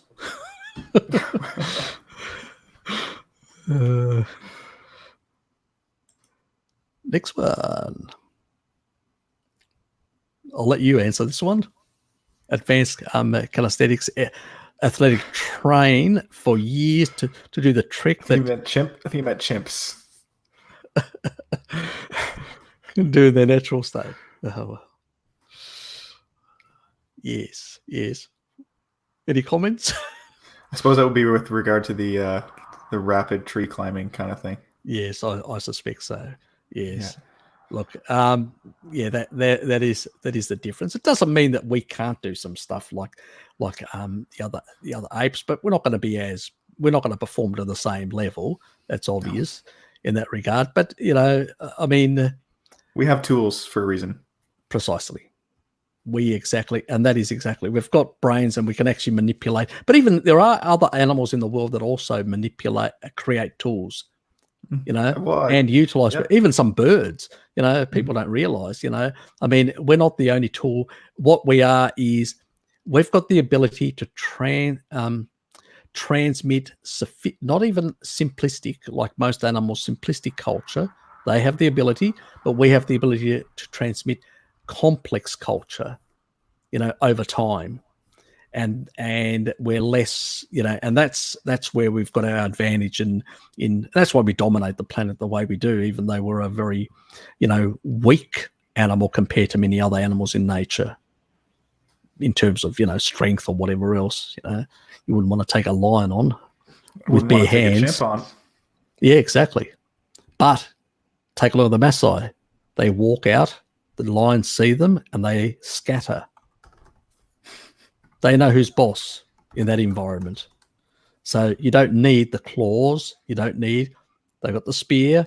They've been speared before. They've got that memory. Mm-hmm. And they know they don't take on the Maasai. So, I mean, we've got to get over this sort of nonsense. People living in cities that are so disconnected from nature, they're oblivious to that reality. Or they believe that because we don't have claws and fangs, that we're not meant to eat meat or whatever. God. That's just bizarre thinking. Yes, bizarre thinking. I mean,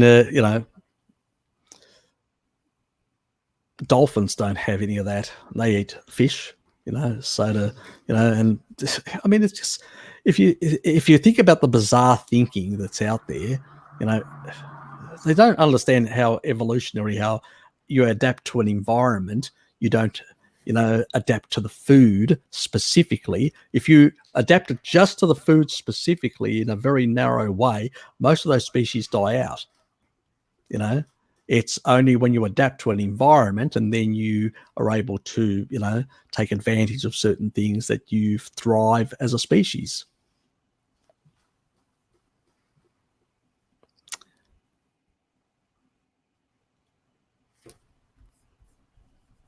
I don't know. Actually, it's just the fast twitching fibers that the chimps have. It's so their connectiveness to the bones and all that. I don't think it's much different than ours or many other animals. I think it's more to do that the fast twitchiness of the actual fibers. That means the sheer acceleration that they can generate, which is the big difference. We've got some fast twitching fibers, but very few. We've And lost most of they naturally maintain a lot more lean muscle mass relative to their body size as well. exactly. Yeah, and it's completely. We've diverged and we've developed a completely different physiology. I mean, we need more fat. They need more protein, and that's why they hunt for protein. They hunt for protein. They hit those earth mounds to get all those termites that are high protein termites, where 70% of the termite is protein. That's their main food that they need. That's the main macro that they need to be able to generate enough glycogen, demand-driven glycogen, and also to build their tissue. And remember, they've got a whole lot of hair and all that. That also needs additional proteins to, so there's a lot of that. I mean, even, you look at the gorillas, they tear off bark, and they're tearing off bark around trees continuously trying to get to more termites. They need the protein as well. Even though they've got all that fermentation and all that, they can't extract enough from plants, from fiber. There's only so much. Cows can do it better because they've got multiple stomachs and they're further evolved down that path, compared to, the ape family. But yeah, but the reality is, even the gorillas, they will eat meat. They've been caught eating meat. So have the orangutans. A lot of them, the cute and furry bonobos, they indulge in a bit of cannibalism as well. It just goes on, and but the cognitive dissonance and they just don't want to see it. It's crazy out there. Yeah, it is a frequently parroted narrative, that this belief that the great apes, for some reason, are more herbivores than with no meat requirements. Actually, I see them as more, highly carnivorous with using plants, where they can't get enough, within their environment, because they don't have the ability to venture, like we did, sort of the persistent midday hunter that we are.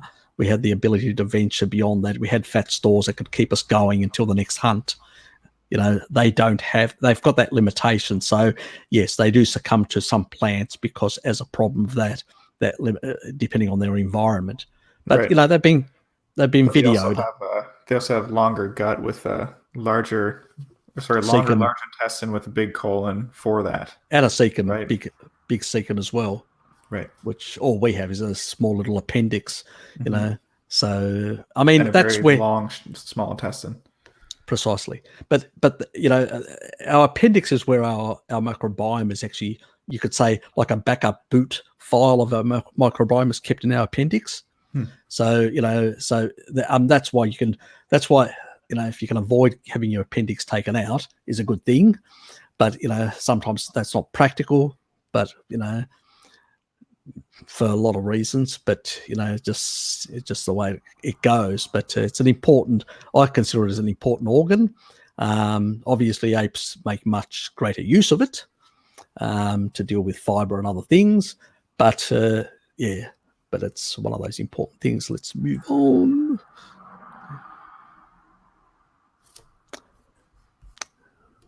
You want me to go with that one? Is dairy part of a species-specific diet? I don't think you can say as a whole for all of humans that dairy is a specific species-specific diet. I think you can point to cultures who have included it as a staple of their diet for long enough to suspect that it's not going to create issues for them. Yeah, it's definitely not a species-specific diet component. It's an animal food that if you've got an adaptation to it, fine. If you don't, it's probably not. It's ill-advised that you consume it. So you're not gonna feel that great. Let's put it that way, and you'll end up spending more time in the toilet. Yeah. Although there are large groups of, there's evidence of groups who consume large amounts of dairy, like the Maasai, like the Mongols. That's right. And we're very healthy for doing it. So precisely. Well, there is actually an African population in South Africa that basically doesn't have any lactose persistent genes, but they actually ferment out the entire lactose part, the sugar part, to such a level that the milk becomes very sour. It really becomes very sour, and it's an acquired taste at that moment, and then they consume it, just for the protein and the fat in it, and they don't have any issues whatsoever. So the macros, those two macros, the fat and the protein, most populations are okay. There may be small amount of people that are susceptible to casein, but I suspect it's more casein, the A1 than the A2. In Africa, it's all A2. In Asia, it's all A2. In Greece, it's all A2, even from cattle. In Central Asia, it's A2. Subcontinent in India and places like that, A2. So it's only in parts of Northern Europe where the A1 type casein exists, and where that genetic sort of change happened in some of the population there for I don't know what reason. Nobody's actually been able to prove one way or another what the reason for that change, that genetic change in those herds. So that's almost all we have in North American dairy now. It's all A1, right? Yeah, well, that's a problem, and that's all, but... yeah. I mean, Australia's a bit. Most of the actual dairy in Australia there's a small amount of A2, and then a large proportion of it is a mix of A1, A2. So it's not a clear A1 or whatever.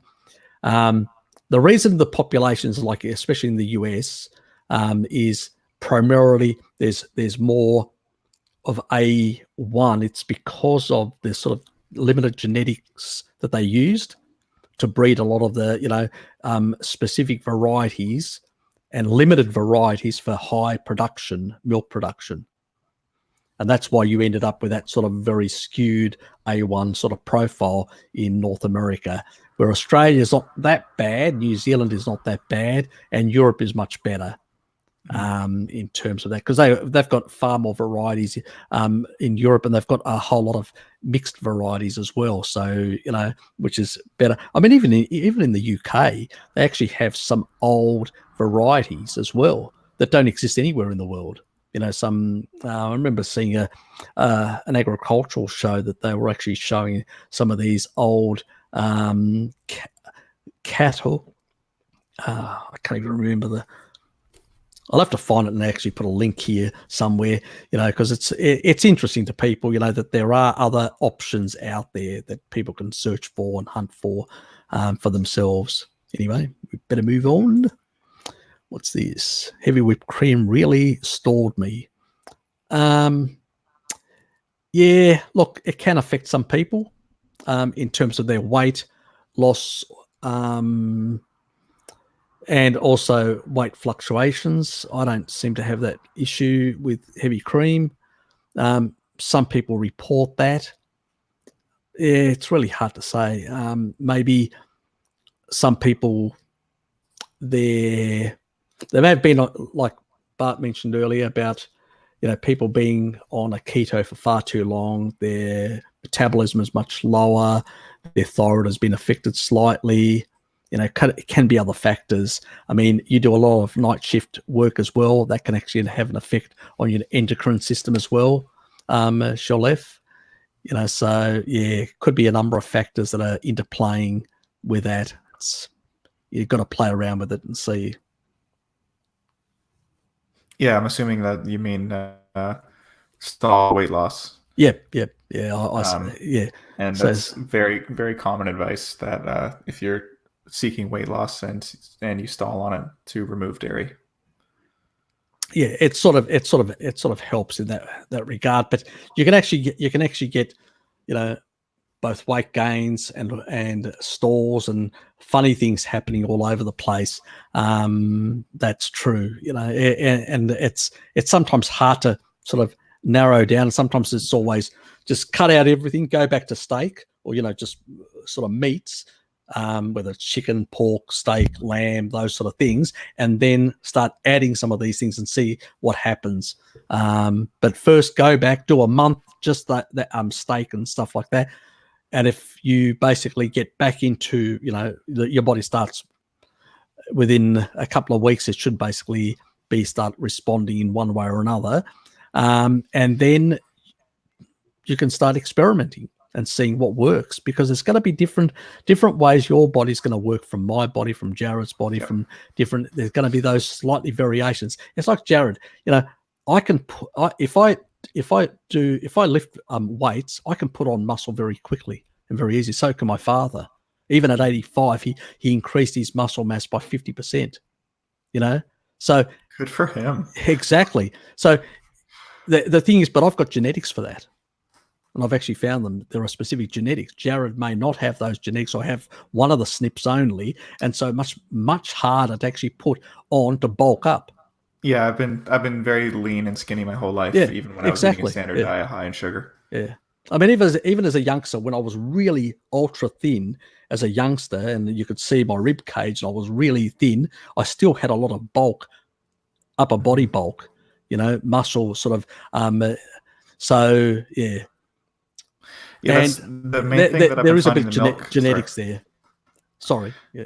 Yeah, no, there is for sure. That's a big reason why I appreciate the chance to be able to tell my story that way, is because it seems to be less common than the weight loss. But the big thing that I've been finding helpful with the milk is to provide that cushion for if I miss a meal, or if I don't get enough meat in that day. As well as, I'm sure there's anabolic components in the milk too. That's whereas before I had added that in, I'll spend months building muscle. Sorry, I've only been in the gym for 6 weeks, but before that I was doing calisthenics at home for years, and fall off the wagon of the routine for a week and undo a couple of months worth of work. I would just catabolize my own muscle that fast. Yeah. Exactly. And I don't have that issue so much with that cushion I'm offered by including a little bit of milk. Yeah, it makes a big difference. And the thing is, the other important thing about milk is it has those two. It's got very small amount of whey, and the other thing that a lot of people do that they use, like, I don't know whether you've done this. You've used whey in the past as a supplement. I did before I went carnivore a little bit. I found that I reacted to it though. But you also probably had a bit of different. Did you also were you using it as a post sort of meal as well? I don't think so. I was just taking it kind of like once just before. A day. Yeah. Okay. Just through the day. That can actually have an effect as well, because what happens is whey absorbs really rapidly, comes in, and then drops off really markedly. So the amino pool inside your body actually drops, and you can actually create a bit of catabolism if you don't have other aminos there. It seems to have that effect. So I've always said, if people, I don't recommend as I said, whey or casein or any of these supplements, just to make this clear to people before what I say. But in the past, I've said to people, look, if you're not prepared to, eat certain foods in a certain way, like dairy before the workout, and then after that having steak and eggs, which is the sort of the traditional bodybuilders type diet. If you don't want to do that, I say have the whey before, half an hour before you do your reps and all that, before you do your training, and then after that wait for about half an hour, and then have a casein supplement, because casein will absorb at a good rate, like eggs, better than meat, but at the same time it will stay in the body as a protein, as an amino pool, like steak and eggs, much longer. And so as the body starts repairing and looking for those aminos, it's actually able to use those and build that tissue repair that tissue and build on that tissue. And that's the way of actually doing it, because you want slow sort of like things that actually have high resident time proteins than things that actually go rapidly in and out. It's a bit like the analogous thing to glucose, and certain things that are bound in fiber that are actually slower, or the other ones that are this big glycemic shock. This is one reason why you get such an anabolic effect from whey, double that of glucose, because it goes in rapidly, I can tell you. So it's good as a pre-workout rather than post, for that reason. What was this one? Have you looked into the nucleus overload? Yes, I have. Now, myonuclei, which is what they called, actually we'll use a proper scientific name, myonuclei, when you do sort of any sort of hypertrophy type training, they will increase.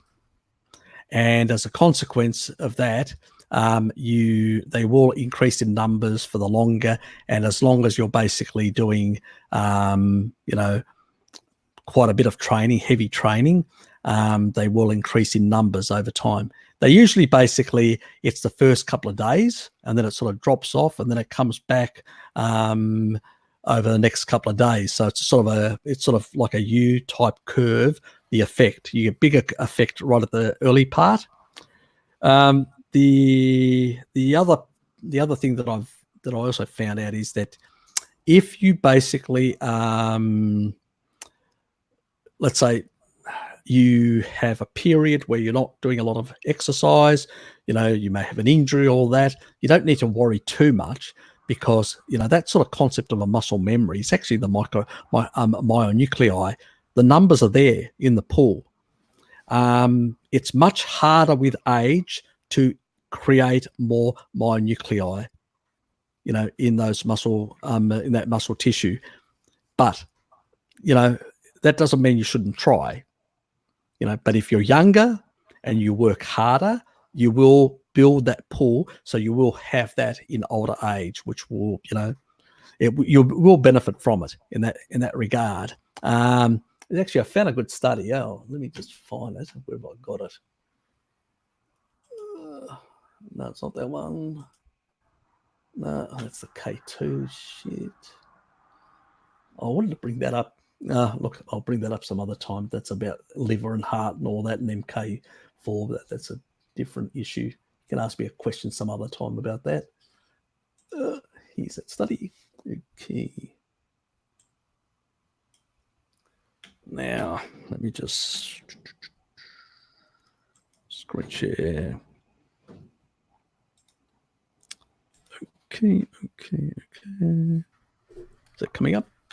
Yep. This was the actual study. Myonuclei acquired by overload exercise precedes hypertrophy and are not lost on detraining. So basically, you keep it. You don't lose it. Because there's some people out there that are saying that if you're not exercising continuously like mad and all that, that you're going to lose a lot, the benefits of, increasing your myonuclei. You don't, so, but obviously with older age, it's much harder to actually, increase the amount. Here's the actual. So that's the volume of nucleus. So as you can see, in those days, like the first 3 days is where you get the most. The comment on screen is obscuring a little bit of the bottom. Oh, is it? Oh, monitor. Yeah. Let me just move that up a bit. Okay, you can actually see in the first 3 days, you actually get the biggest effect. 6 to 10 days, it actually drops quite a bit lower, and then it actually comes back up 12 to 21 days. So if you want a pulsatile effect, is after the 21 days, I would sort of, ease off on training, until the next month.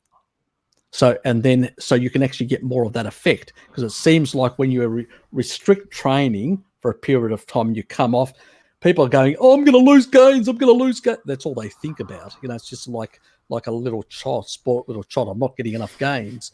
Grow up. The benefit is that if you basically restrict that time in training, it's good recovery time.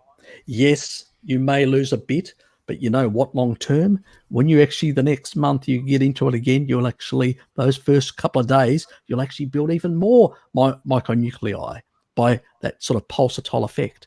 You need to recover. You need to heal. You need to build, you just can't keep on trying to load, like mad. It's not going to work, guys. You'll end up, damaging your body and really feeling crappy. So, that's a study, and you can actually see here between the actual days, the sort of the amounts as they increase, as the pool is increasing of myonuclei.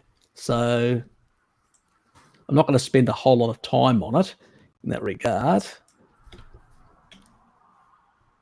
See, even here, hypertrophy episodes leading to a lasting elevation numbers of myonuclei, retarded disuse atrophy, and the nuclei could serve as a cell biological substrate for such memory. So it's, pretty much, if you've done that sort of hypertrophy type training, you will get those, and those actual cells will have that memory. They'll retain that. So the next time you go back to that exercise, you'll actually get even a bigger benefit as a consequence. Because the ability to create myonuclei is impaired in the elderly, individuals may benefit from strength training at an early age, and because anabolic steroids facilitate such myonuclei, yeah, I know. I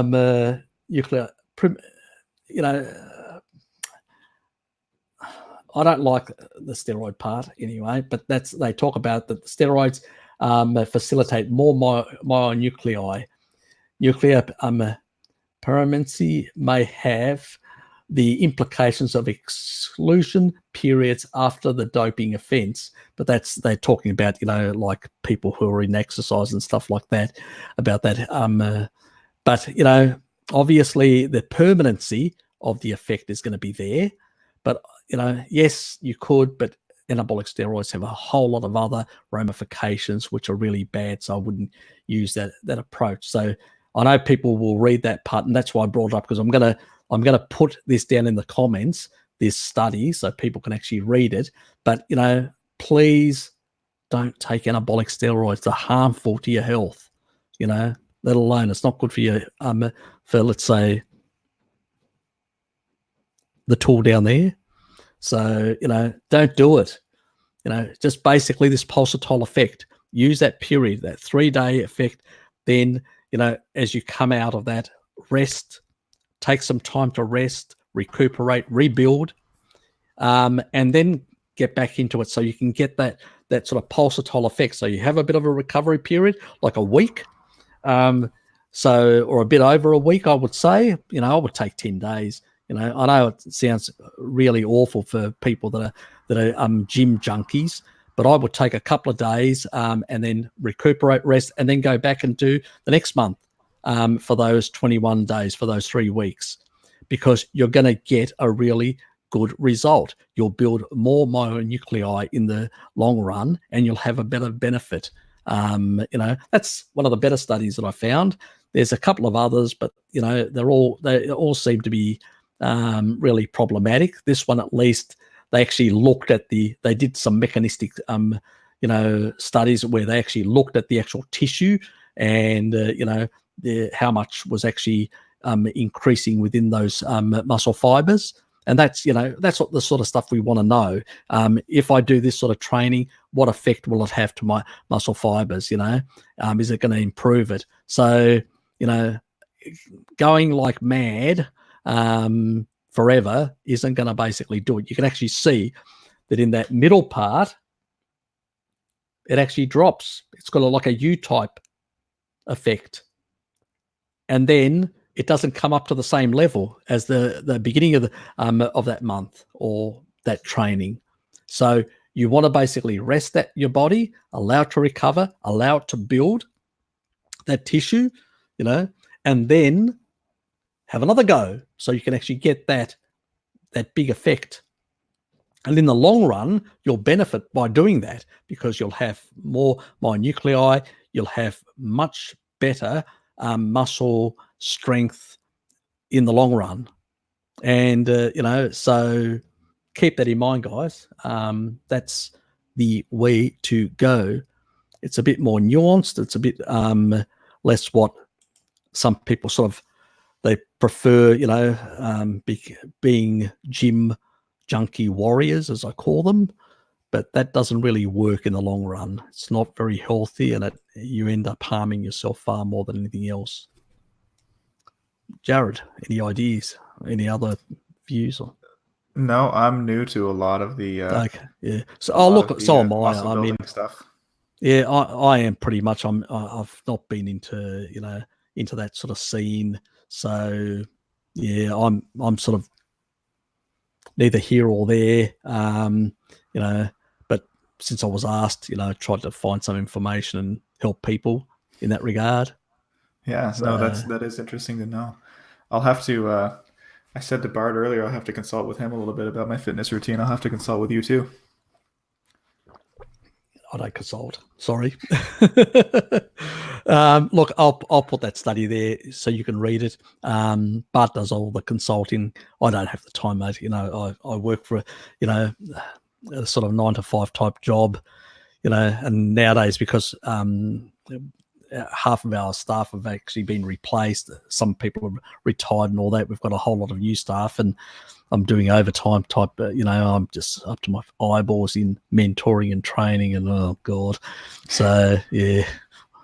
So I've got a busy schedule in my real life away from social media. So it's much harder for me to basically, do as much content as other people. So I try and get some information across with these live sessions, let alone doing consultancy.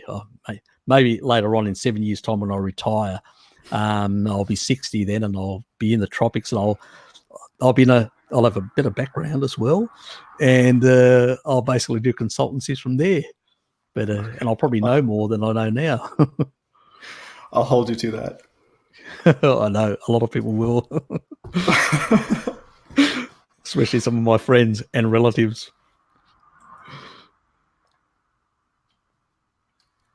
So for people who eat organ meats, do you think that it should be eaten in proportions to the animal itself? That's an interesting way of viewing it. If it takes a year to eat a cow, then 1 cow liver per year. Too much liver is not good, is sort of question mark there, I suspect. Sorry. What do you think, Jared? Sorry, I have a cat pestering me to try to go to bed. The cat wants liver. Yeah, it's not the routine that she's used to. She does love liver. She loves liver. There you go. They eat more liver than I do. Yeah, I think from sort of a more naturalistic perspective, I guess that makes sense. That you get, if you were on the hunt and you got there weren't cows, but if you got a cow, you'd have 1 liver to go with all the muscle meat you got off of that cow. Yeah, I think that's you see it in tribal societies where they'll cut and share, and even the guys that actually do the hunting, they'll drink some of the blood out of the animal, and for electrolytes, and they'll also stitch it up and put it on their back and whatever, or carry it in a position like their legs up and the body down, in order to hold that for the others as well. So it seems like they share some of the organ meat, some of the blood, and some of those things. So I would say small amounts are they're okay, not a bad idea. I know some people have got like little containers which they've like refrigerated small amounts, and they use that as a method to have occasional bit of organ meats. There's a couple of companies out there that have got like supplemental types. I know Kate in Adelaide, she actually promotes certain types. So get onto her site. She's got quite a lot of information, and she's got certain types of she promotes certain types where it's got a mixed type. I think it's got different organs and stuff like that. So like one of those pills a day probably can, give you some additional nutrients. Things like that, I think, are probably an option. I don't believe in massive amounts of organ meats unless your ancestors have been consuming massive amounts of organ meats. I know mine have. Did consume quite a bit of organ meats, and I even noticed it in the 80s and late 70s when I was living in Greece on the west coast. So I noticed that. So it's not as if I'm not aware of high organ meat consumption within the Greek population. Has been historically. It's one reason why some of our SNPs are so low in some of these areas like choline and all that, because we're getting so much from the diet that we just need to down-regulate, those sort of areas, so we wouldn't overload in a sense. But, that's not necessarily everybody. So I think genetics are very important, as I said earlier. Yeah, I think it certainly seems to be the case anecdotally for a lot of people who eat a carnivore diet that organ meats are entirely unnecessary. I definitely think if you've never tried organ meats and you could feel better from trying some, but if you're getting into the point of trying to optimize what you're doing and you want to consume organ meats to get just the perfect level of vitamin A or whatever you're getting from liver, that is such a highly variable question that there isn't any blanket advice you can give about organ meats for everybody. You would need to be, eating in a very disciplined way and testing often to figure that out, what it would be just for you. So, yeah, perfect. Perfectly said. And that's the thing that our take home message should be what Jared said. You need to know what works for you in a sense, and also what was your ancestry doing. Find out a bit. That's where the genomic sort of test helps, because you can go back and sort of, this is definitely for you. Yeah, no, I answered him in the chat actually. Oh, did you? Okay. Yeah, Okay. I mentioned that, but just for the record, for anybody watching this after the fact, raw dairy is really, really, really difficult to get in Canada, and the simplest way that I've found, at least, is to just find a store in the United States that's near the border and just buy it there and bring it home. It's the new moonshine, guys.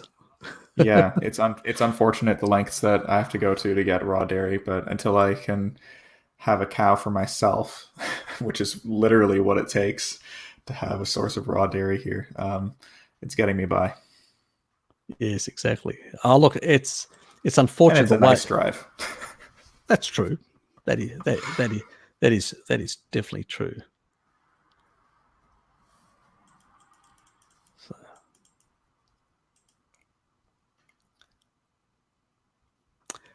I've never experienced it either, and that's, I suspect, what is that about the rash, the keto rash? Okay, so yeah, it depends on the person, So in that regard, a few other people bringing up a few other points about hair loss, rash, sleeping well, and stuff like that. There's a lot of variability. It depends on what you're actually putting in your diet as well. Not all keto is the same. It's like not all carnivore is the same. There's a lot of variability out there. We usually these blanketed, carnivore, keto, paleo, but does everybody do it the same way? No. So there are so many variations, and you can end up doing certain things with deficiencies. I mean, early keto was actually, they were using seed oils. Yummy. Yeah, exactly. Seed oils. I mean, high 90% seed oils with 10% protein. That was one of the early protocols. So people need But to that's for realize. resolving seizures, right? Yeah, exactly. Yeah, but at the same time, they, has other deleterious effects down the road, in terms of mitochondrial function and other things. So, but this is, so when we have to be careful when we use the word keto or even carnivore, because there are elements in carnivore. Somebody could actually be eating shitloads of honey. That's carnivore. Yep. That's a lot of fructose, I can tell you. Without enough, choline to transport out that fat out of your liver, you'll end up with fatty liver on a honey-heavy carnivore diet, so to speak. So, I mean, you were going to say something? Oh, I'm just in response for the comment about these issues that pass. I think Yep. there's a lot of value to be said for staying the course, and I think there's a lot of value as well for establishing a baseline of something very simple like beef, salt, and water, as restrictive and difficult as it might seem on its face. I agree. Sometimes you need to start from some base and then move beyond that point by adding things and trying things and stuff like that. So yeah, there isn't really a more rational way to try to determine the source of a problem if you're experiencing a problem. There isn't. I mean, you can do a whole lot of tests, and a lot of people say, well, I say, well, you can spend a lot of money doing a lot of tests and still not getting to the bottom of something, because there are synergies and interactions that are happening in your body. There's a whole lot of gene transcription factors that are basically being activated each time certain molecules of food go into your body, and you don't know which ones are being activated and which ones aren't, and how they're interacting with that food. And, it's so complicated. The best thing is just go to basic, the most species appropriate food, which is beef, lamb, those sort of things, and then venture beyond and do that for a certain period of time. Mm-hmm. Don't just do it for a day or two, do it for a couple of weeks. Yeah. And get a certain level where you've come back to some, and even then you may have some issues. You may have some liver issues, past liver issues. So you get a lot of what they call keto diarrhea or carnivore diarrhea, some people call it, and that's, I mean, I've never had that, but I don't doubt that people do get it, and that's because of certain liver dysregulation, that needs, they need to get those fat soluble vitamins in. They need to get basically, the milk thistle and things like that to basically try and sort out that mess in there. And once that gets sorted out, and sometimes also malabsorption can also be not enough acidity in the stomach acidity issues. There may be a H. pylori issue as well, that it may have manifested itself because it's not kept under control. So there could be a number of issues relating to past indiscretions, and so immediately you're not going to resolve those just by eating meat. So it can be a bit more complicated in that regard. And I always say the quickest way of resolving most health problems are two-pronged. Fix your gut, the acidity of your stomach. I don't care how you do it. Go and buy, all the supplements that basically will acidify your stomach. They're there. You can actually get a mix. I mean, even Dr. Berg's, he's actually got one which is pretty good. I've actually looked at it. And that actually it combines some of the enzymes that are required, because usually when all that goes into a mess, you can actually have, a mild pancreatitis and all sorts of issues. And sometimes it's supporting all that system to function properly in terms of absorbing the nutrients because of the deficiencies. You need your body to work properly, and getting your stomach acid at the right point, so it can actually break down the food appropriately, so you can actually start absorbing those things. Get those proteolytic enzymes in there, so those enzymes will basically provide that support in breaking down that food appropriately, and making it more bioavailable and to be absorbed properly. There could be issues with your gut in terms of damage over time. So you may need to look at a DAO type supplement, which can actually fix the sort of mucosal layer. There can be a number of issues that need to be resolved. And then once you've resolved all that, plus stress as well can upset all that, parasympathetic and sympathetic nervous system, that can also be basically out of whack, So, things like yoga or even the breathing exercises, very simple to sort of calm all that down, So combining all those sort of things can sometimes get your digestive system working properly. And usually that resolves most issues I find that people have out there. So I hope that helped people. Let's move on. We've really fallen behind. I thought we wouldn't get a lot. Close to. That's just a comment meant for you along the border. Damn traffickers. Yeah, the milk bootlegging. Okay, my friend's son started taking creatine, and his hair started to thinning. Okay. He was worried he was going bald like his dad at 18. Oh, I've never heard of that. Somebody taking creatine and their hair thinning. And his hair filled back. Okay. Interesting. Have you heard of that one?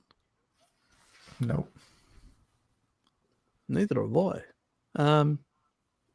Yeah, hard to say. It could be some sort of strange, or maybe he's got some genetic, because there's a lot of people out there that have been using creatine for donkey's years, and this is the first time I've heard of somebody actually having their hair thin out and then fill in again. That's right. All I can think of is the person may have some other issues where the creatine is making it worse, some other amino acid imbalances, because you need amino acids to build tissue. And, so there may be some other amino acid sort of imbalances there that the creatine may be actually accentuating, potentially. I can't think of any other reason. You would have to ask that person to literally eliminate everything, go back to eating beef and stuff like that, and only that, and then put the creatine in and see what happens. Because I don't know what the person is actually eating, whether they're eating other things, carbs or other things as well. So it's hard to say in any certain way. Certain thing, your thyroid plays a big role, is very important. Whether you've got bushy hair or not. But, I've got bad genetics. I've got actually genetics that predispose me to baldness, even though I don't have baldness, but I do have genetics. My uncle, Dad's younger brother, he's bald, so my cousin from that uncle is also, has baldness. His first son. So, but just because you've got a predisposition, at the same time, you need to engage those, if you've got sort of good nutrition, like enough iodine in your diet, enough selenium in your diet, because, selenium is important for T4 to T3 conversion.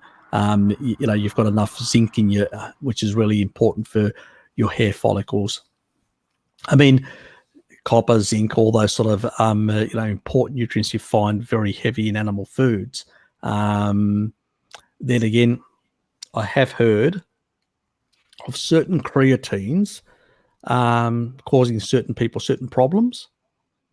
Not a hair loss, but other problems.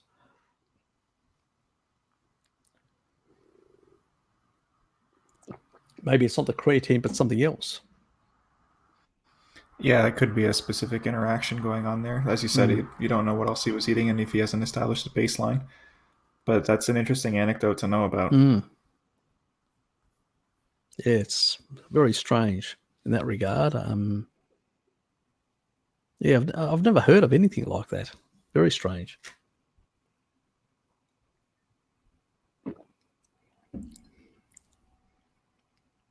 It's gone cold. Milk. But it's gone cold. Oh, was it warm? It was earlier, but I forgot all about it. I'll show you how. Just give me a sec.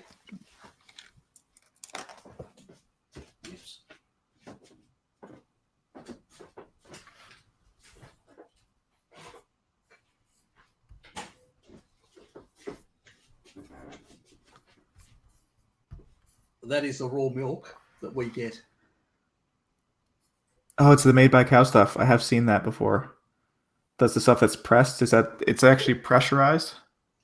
That's right. But it's a different method. They don't pressurize it prior. They put it in the bottles and then pressurize it.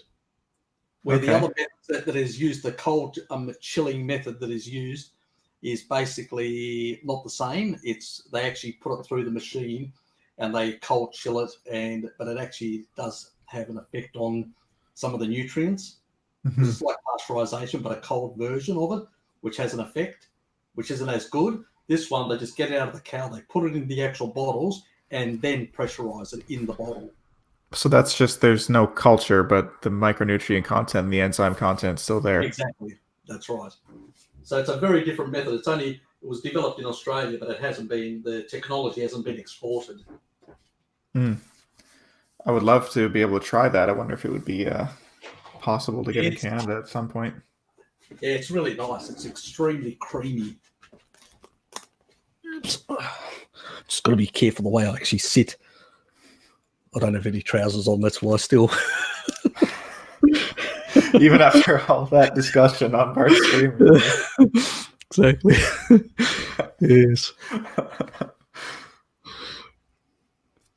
Oh, look, I sort of wander around home like that. My dad used to as well. So it's sort of a habit, family habit. I think most people do anyway. I'm guilty of the same thing, yeah. Yes. Thanks, mate, as well.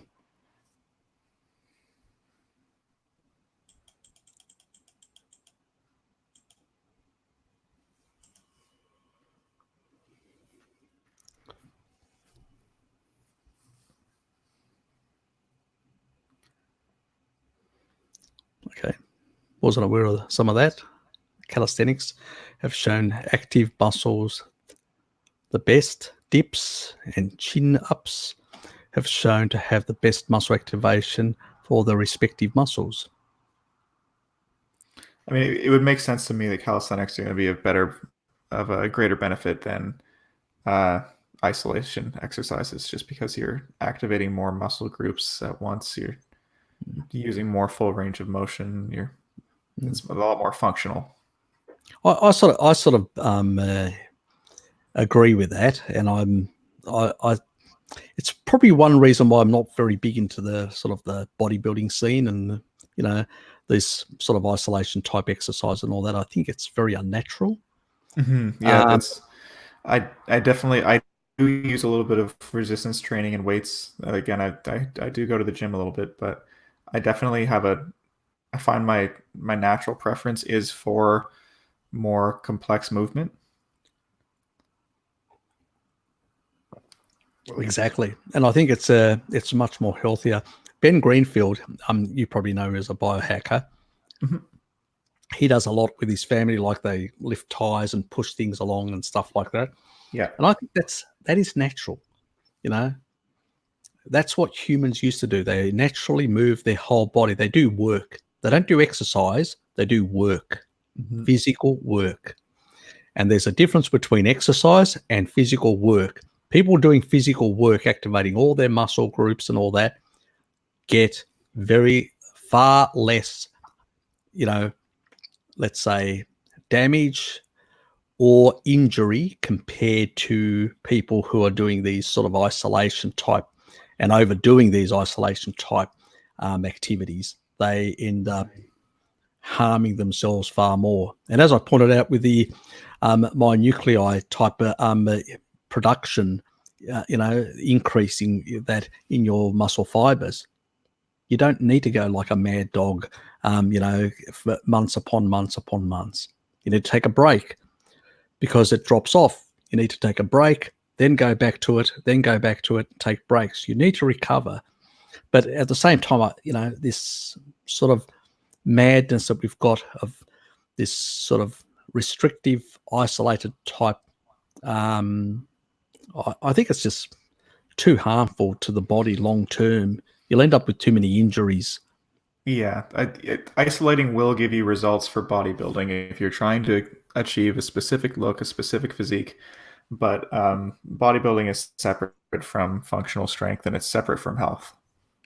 Yeah, precisely.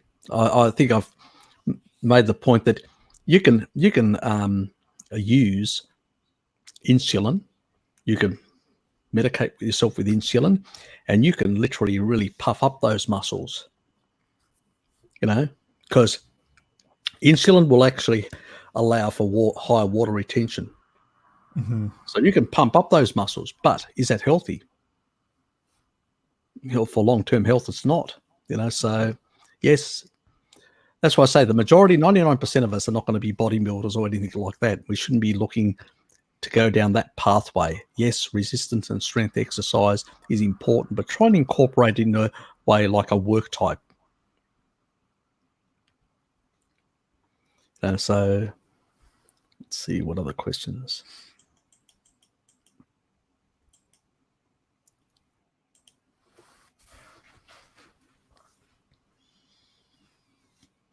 Okay, why do we not have a taste for fat? Fat is, well, well, we don't have it. We also don't have it. We don't really have a taste for, if you're to say pure aminos or pure a lot of things, vitamins and minerals, we don't have a taste for those either, really, in a sense. Mm-hmm. Yeah, I think some of these things are a consequence of evolution. Because especially with plants, with meat, you don't have to have it. You don't need to taste meat. There's nothing toxic about meat. I mean, if I eat meat, or fat or whatever, yeah, I can taste it, but I don't need to have a strong taste for it because it's not toxic. It's not going to kill me. But if I'm eating a plant, I need to be able to differentiate between a bitter, poisonous plant and one that just will give me calories. And I think that's the reason why the difference. Because remember, these people don't have a supermarket. They're trying to get as many calories as possible. And so you need to basically know that if you're getting things which are not species appropriate, is it safe or not? And one way of knowing whether it's safe or not is whether it's bitter or sweet, is a giveaway. So that's probably the reason why we need that, where some of the other stuff we don't, because if it's not, body doesn't need to differentiate. It works. There's no cues that are required in that regard. That's the only thing I can think of. What about you, Jared? I think that's the way the question's framed. I think that might be kind of subjective. I definitely find I find fat very tasty when I haven't had enough of it. Me too. Certainly, if I have too lean of a cut of meat, for example, I can't eat very much of it. If I get the exact same cut with some fat, I could eat the whole thing. I think what Banks is trying to say is, like we have the sweet, sour, salty, and sort of umami or whatever taste, that sort of sensation. Right. Yeah, I think to a large extent that is an adaptation. Mm-hmm. It's more an adaptation, Yeah, and carbs taste good. Yeah, I guess that's That's true. I mean, sweet is a response to very calorically dense and easily or quickly metabolized as well, right? So That's true. Yeah. I mean, animals have used seasonal sweeteners to fatten up. So if you want to survive a lean period of time, it makes sense. But in the modern world now, and it's another reason why there are two reasons, but one reason why the Eskimos lost the easy ability, some of them, the ones that are further into the colder parts of the sort of Inuit that are further north rather than the ones that are further south, they have more of these SNPs that don't allow them to easily get into gluconeogenesis. But I think there's two reasons for that. One reason is that most people believe, which is that basically it would be too catabolic to be continuously in that sort of state. I think that's the wrong reason, because some of them don't have that ability. And if that's the case, if it was too catabolic, the other ones would have died out. So I don't think that's the entire story. I think the other important story is water fractionation in terms of deuterium. The higher the elevation, the lower the deuterium. The lower the elevation, the higher the deuterium. And the less UV, the higher the deuterium. If you're using specific types of snow ice, because they use specific types, to cook your food in, you're going to be loading up on quite a bit of deuterium, aren't you? And damaging your nanomotors. Not a good thing. So if you can use fat, because fat, rather than ketones, has the ability to is depleted in deuterium, you can displace that water with fat-based low deuterium water. And that actually protects your nanomotors and actually maintains the efficiency of your production of metabolic water and energy without the ramifications of a high deuterium environment. I think it's more that than anything else. That's why you can get away in the tropics with fruit that are high deuterium, because you can deplete with UV. You don't have that ability, that luxury up there. I think that's the key driver for that change in the alleles, and nothing to do that keto's not good. That basically, I need to plug in. That basically that it's somehow harmful. No, it's just an adaptation to an environmental stress because of deuterium, and they had to adapt to that situation. So yeah, there's a lot of nonsense out there in that regard. Carbs are sweet, yeah, they're meant to be. How are you going to fatten up if you because if this was a problem, we would have basically lost the ability to go into ketosis, the entire species. It's not the case, because there are many other tribal societies that are very carnivorous and very low in any plant foods, or sometimes none at all. But they're not in a high deuterium environment, And if you're in a high deuterium environment close to the Arctic, then you're in trouble if you can't basically create enough metabolic water to displace the deuterium-loaded water in your diet. So I think that's my hypothesis anyway. If anybody's got something better, Chris Master John had an attempt, but and it was basically on that other theory that ketosis isn't a good idea, sugar's better. Sort of that's again the reductionist approach. Let's ignore everything else in the environment. Let's just basically take that sort of reductionist approach. I like Chris. I do sub to him. I think he's a very smart guy, but sometimes he can fall into the reductionist trap like many others. So yeah, I haven't good to really see you here, listened to mate. him. Oh, hey, Lance here. I haven't really listened to. Hey, man. I haven't listened to Chris Masterjohn all that much, apart from his discussions with Paul Saladino, where he had the couple of friendly debates, I think he called them. But I did notice in that discussion that it seemed to me anyway like Saladino had more conclusive sounding answers to me than Master John did about certain issues. He did. I mean, I heard about it from from another party. I haven't actually seen the video yet. Haven't got around doing that. It's like a lot of They're videos. pretty long. I actually listened to them Yeah, while driving like 1,000 miles kind of thing. yeah. I saw part of it in the beginning, about an hour. It was, I think, it went on for 3 hours or something. And they did it twice, yeah. So there's Yeah, 5 or 6 hours of content there. yeah. It was just so damn big. I mean, and then I forgot to go back to it. So I haven't actually. So I can't really comment on it completely, and I don't want to unless I actually see something.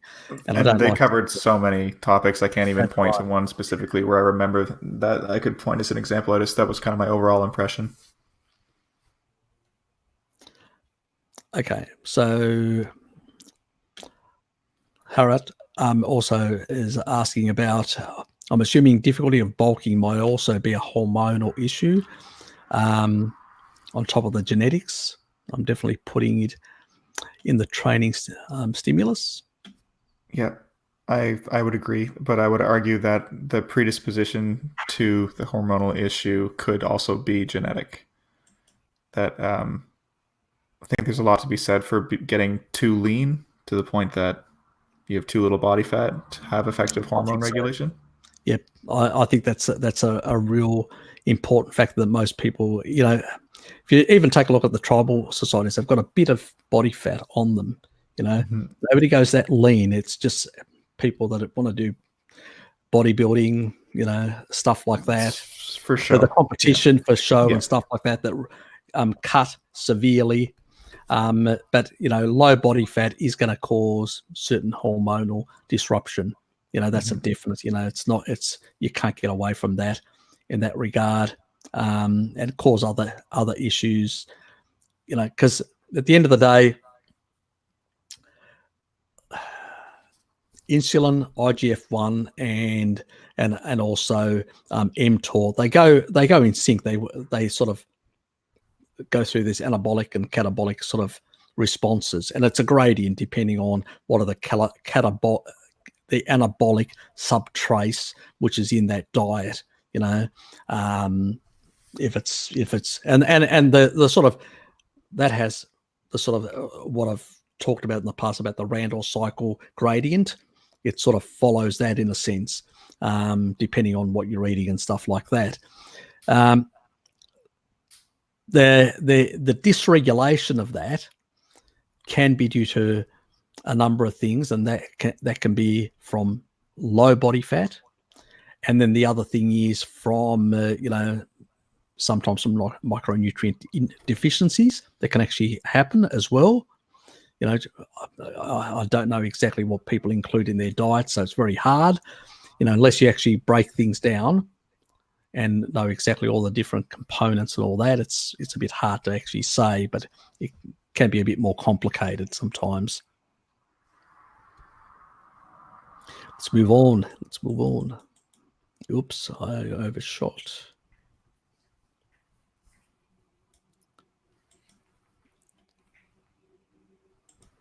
Okay, Wayne Casey, do you know the different roles?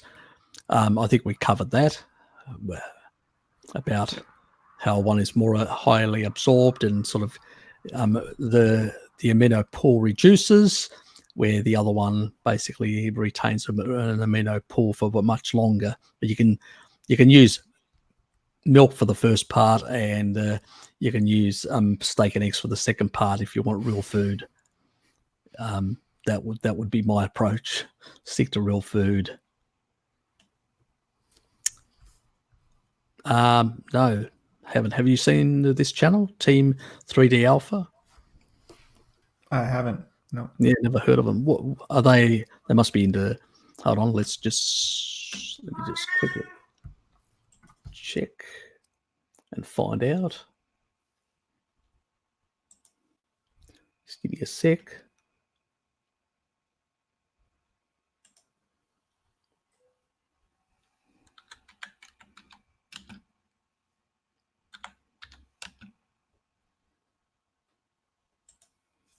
Okay, so who are they?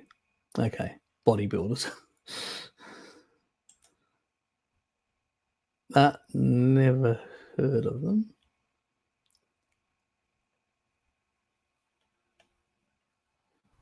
Okay, it looks. I see a few topics that we touched on. There's a nucleus overload playlist. I think it might have been why it was mentioned. Okay. Yeah. So pretty much, yeah, somebody that is promoting this approach. Yeah. Yeah. Fair enough. Yeah. I may have to take a look and see what their opinion on that is, in comparison to the study that I looked at, because I've actually looked at other studies, but that study seemed to be a bit much better in the way it was balanced. Yep.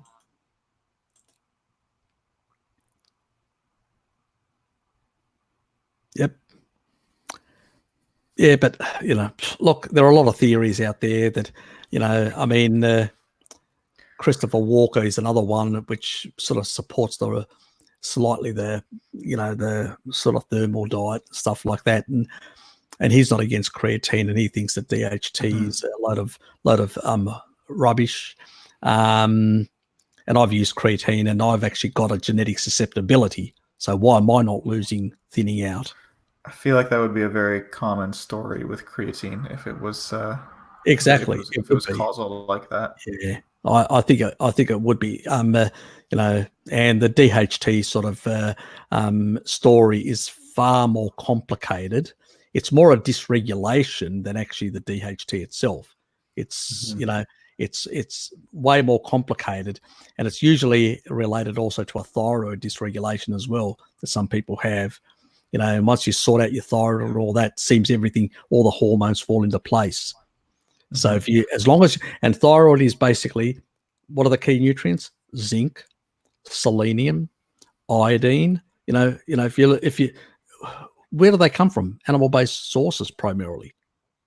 So these are the sort of foods, if you're not having species appropriate diet, then yes. So if you take maybe a creatine supplement and actually cause some sort of hormonal imbalance further, accentuate that hormonal imbalance that's already there, yeah, that possibly could be a root to that problem. But it doesn't mean it's the creatine necessarily. There is already an underlying issue there that's just basically magnified in a sense. What do you think, Jared? Yeah, I think it's possible to have a circumstance where creatine precipitates that symptom without being the specific cause. And it's definitely possible too that somebody just has some unique genetic susceptibility that creatine does do that to them. I don't know, but I certainly don't think going bald is necessarily a reason not to take creatine. Although that being said, I don't take it. Yeah, exactly. Yeah, I don't. Yeah, it's such a widely used supplement. I really feel like that would have been observed by now. Yeah, I mean, Jenny Smith actually mentioned that there's a bit online about that, but that doesn't mean there's any science. I haven't seen any science. If somebody can point me to science, I'd love to read it just to find out. But thank you, Shell. You're welcome. Yeah, I know. It is drying out my mouth. You probably can hear it from my tone. Probably should drink a bit of more milk. Okay.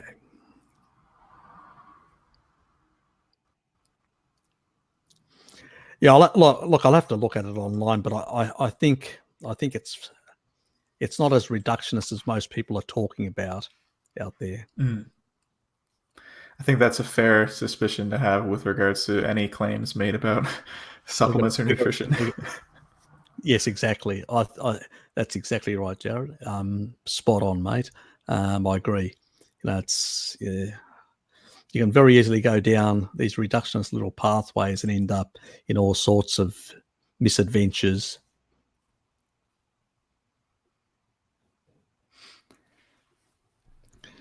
Can you comment on keto or carnivore keto with someone with atrial fibrillation. Atrial fibrillation. Atrial fibrillation. Yep, that's what it is. I know we happen to have a mutual acquaintance who is very well versed about cardiopathophysiology. I can't comment on that personally.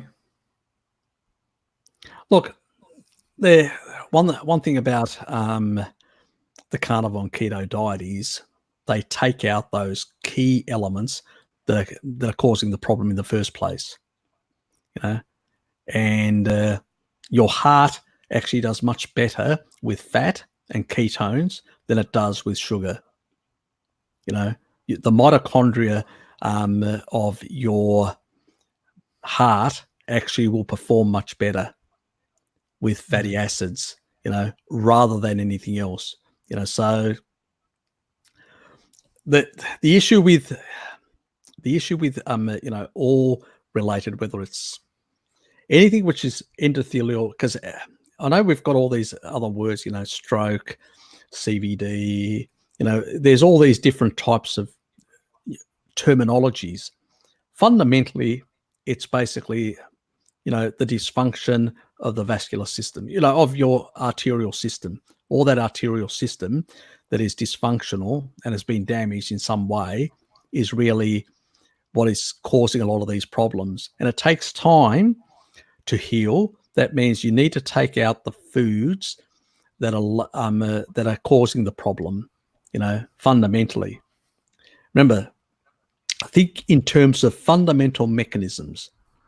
Your endothelial cells, the base of the endothelial cells, has quite a lot of collagen material. What regulates collagen matrix metalloproteinases, those enzymes? What regulates them? Retinol, D3, MK4. We're back to the fat-soluble vitamins that Weston A. Price talked about. He saw populations that had high nutrition of fat-soluble vitamins did not have the sort of the diseases of civilization. They just didn't have them, because if you're regulating those collagen-degrading enzymes and you're properly building and maintaining the integrity of your endothelial cells, well, that's half the issue. The other half of the issue is those glycocalyx, those little hairlines. Those little hairlines exist around everything, around bacteria, around lipids, around the whole lot. They're called pericellular matrix. That has these little sugar molecules at the top, and basically they will attract sulfur. They will sulfonate. You need that sulfonation to happen. What are the richest foods in nature that are sulfur amino acids? Well, animal foods. They're full of them. The only plant foods that have got some level of sulfur, and there it's not the same as the one that works best in the body, the human body, but that's onions and basically garlic. But the rest is all basically animal based. If you look at all the animal foods, it's just full of sulfur amino acids, right through. It's shitloads. So you're going to sulfonate those glycocalyx and those surfaces, which means that negative charge can move through those glycocalyx. And the other thing that it'll actually do also, it'll actually increase the amount of nitric oxide synthesis that you'll get, which is a vasodilator. It basically makes sure that you're not getting the constriction, you're not getting the high blood pressure, you're not getting the constriction, the stickiness, you're not getting any of this sort of stuff. So you want good cardiovascular function, the keto and carnivore diet is perfect. It provides that without creating any of the sort of negative ramifications of that stickiness that sugar has. Sugar glycates. Sugar will stick on lipids, stick on glycocalyx. If there's enough sugar on the glycocalyx, they'll collapse for up to 6 hours, exposing those cells, your endothelial cells. The whole reason for the glycocalyx being sulfonated and having this negative charge is to protect those cells. Once they've collapsed, there's no protection there anymore. What do you think in those where the branching off happens? That's where the highest pressure is, but also the lowest amount of glycocalyx. That's where arterial calcification and plaquing actually happens, in those vulnerable areas. So, you keep your glycocalyx healthy, and they'll keep you healthy, So eat your meat, eat your sulfur-rich food, and, and keep away from sugar, because that's what's causing the problems. Yeah, with regards to sulfur sources, if it's a choice between garlic, onion, or animal foods, I know which one I would choose personally, given that I have some issues with my gut. Me too. Well, you're going to get the additional aminos that are required for good gut health. Very important. People seem to forget. You're going to get also some level of ketones to, be supportive of your mucosal layer in your intestinal tract. So there's, the other foods don't really, yes, sugar gives you energy, but that's all. But it also has, at higher amounts, it also has a lot of negative ramifications, So, yes, there are, we can point to history and other societies, but they're also actually having diets that are high in sulfur, that are high in some of these things that are basically mitigate slightly. But if we go back 100 years, what we consume now on average in 10 days, they consumed in a year in terms of refined sugars. That's the difference. That's the load difference. That's why we haven't had the period to adapt. If we were eating like this for the next couple of thousand years, if we survived Pottinger's cat experiment, or human experiment, then yes, we probably may develop the capacity to basically have, sort of glycocalyx that have basically got little fortified structures on top that nothing can penetrate them. So it doesn't matter how much sugar you put in there. But that hasn't happened yet. It can't happen in 100 years. Evolution doesn't work that fast. So, in that regard, you're playing a Russian roulette with your health if you basically, ultimately, if you want to reverse a lot of these ailments, is that. But at the same time, if you want to reverse the buildup of crap in your arteries, you also need to fast. You can do that on a keto and carnivore diet. You can't do it on a high glucose diet because you're constantly hungry. You're constantly eating. At least with a keto carnivore diet, you can actually fast. And you need this pulsatile effect of catabolism, metabolism, because you need to basically clear out the junk. And the body actually will clear it out and all that sort of stuff. You also need MK4. You may need a supplement, like a higher dose of MK4. Make sure you get enough retinol, that's animal fat, and vitamin D as well, because it works better that way. So,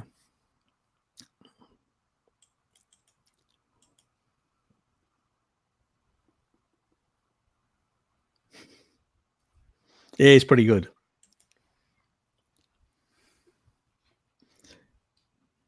Good on, mate. Let's just continue down, see how many others. Who's going to catch the rest of the morning? That's diligent. Yeah, I know. That's right. You do your homework.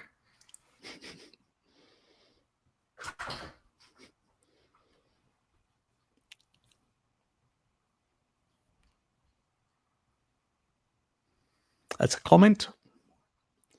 Just, when it comes to medication, I'll sort of try to steer away to some extent.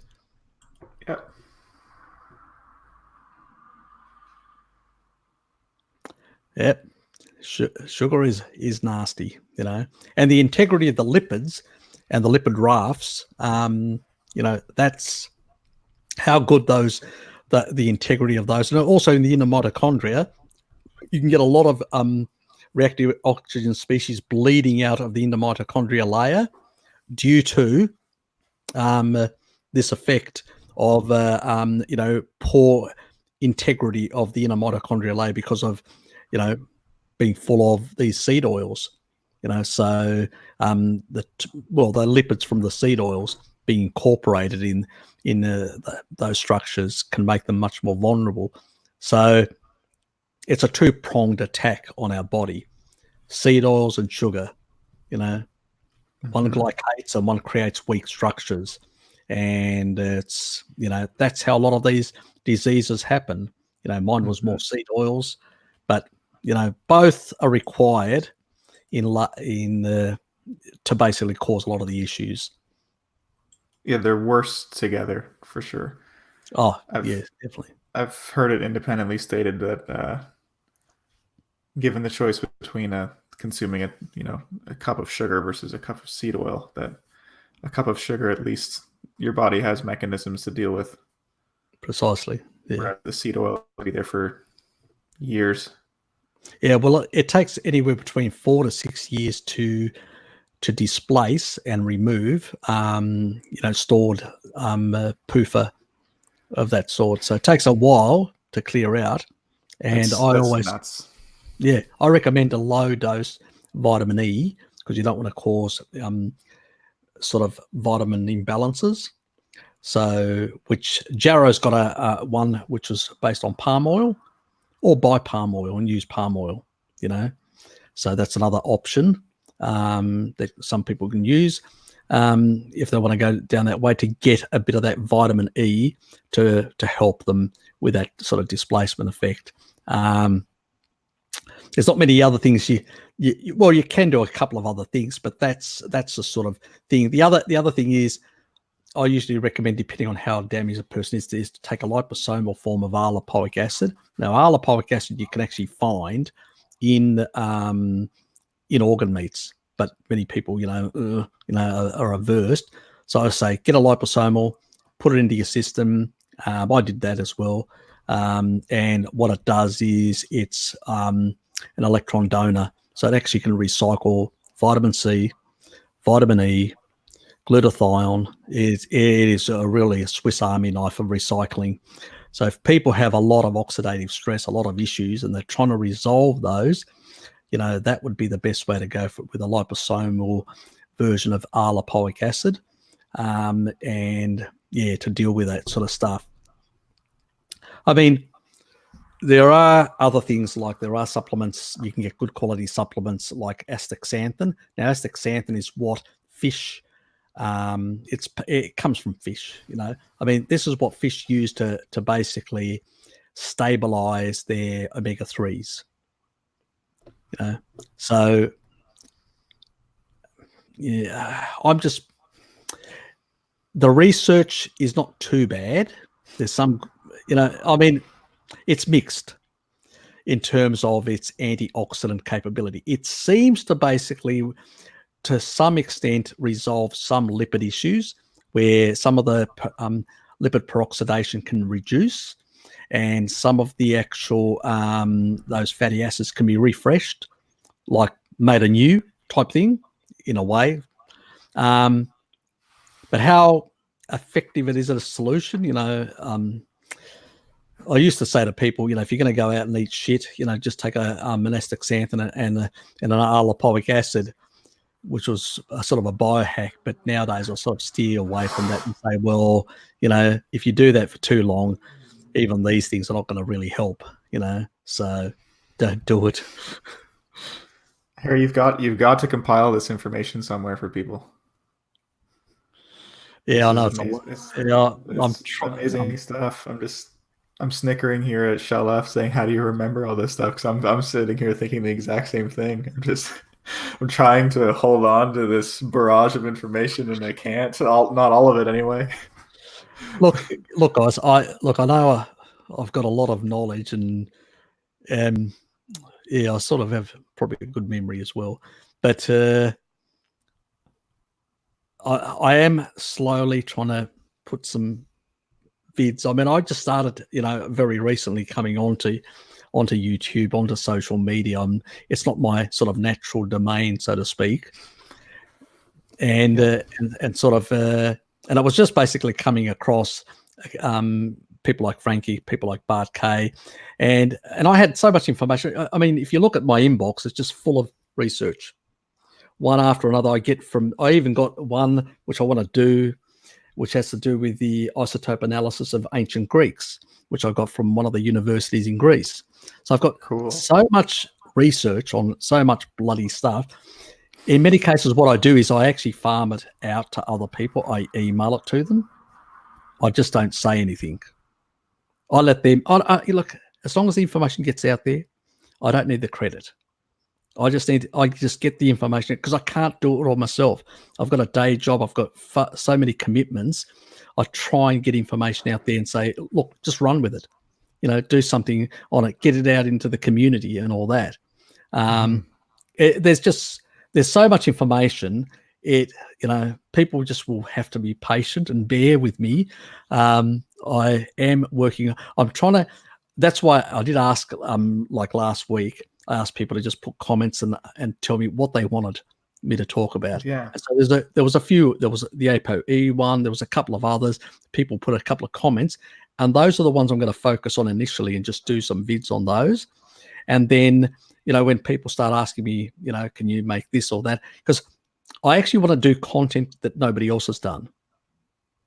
So because a lot of people seem to repeat a lot of similar things and just go over the same old ground or whatever.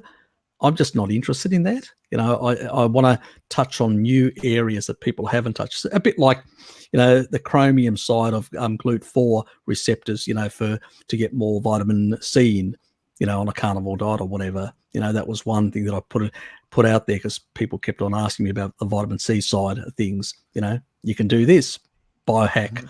So it's more that my approach is to sort of put stuff that is biohack on a carnivore keto type diet, and also to, like my sort of logo says, no BS. Just basically shoot down the BS. Right. I'm not here to basically create science, guys. I'm here to basically just pull, because the onus is not on us. The onus is on people presenting science. When you present science like Einstein or anyone, you present science, then the rest of us have the right to shoot it down. And if we fail to shoot it down, then your hypothesis becomes theory. That means there's enough strength to basically support the inference that you're making. So that's how science works. It's not for me to basically, if somebody puts up and gets LDL's bad, I'm going to shoot it down. They have to prove why LDL's bad. If they can't prove why it is, well, then their hypothesis is bunkum, and to basically say, oh, we didn't get the result we wanted, so we hid the results for 17 years. That's not science. That is pseudo nonsense. That is anti-science. People that do that are not scientists. No, it's literally worse than doing nothing. Precisely, because it's misinformation. Yeah, that's what it is. Fundamentally, it's misinformation. Science is basically, we are basically, we're all just primitive monkeys, as I say, scratching ourselves and trying to work out how things work. And, we have a very limited knowledge and understanding of a lot of things. We're not even, as that, forget the Russian guy that actually was talking about different civilizations. We're not even beyond civilization zero. We don't even have the capacity to exploit our own solar system.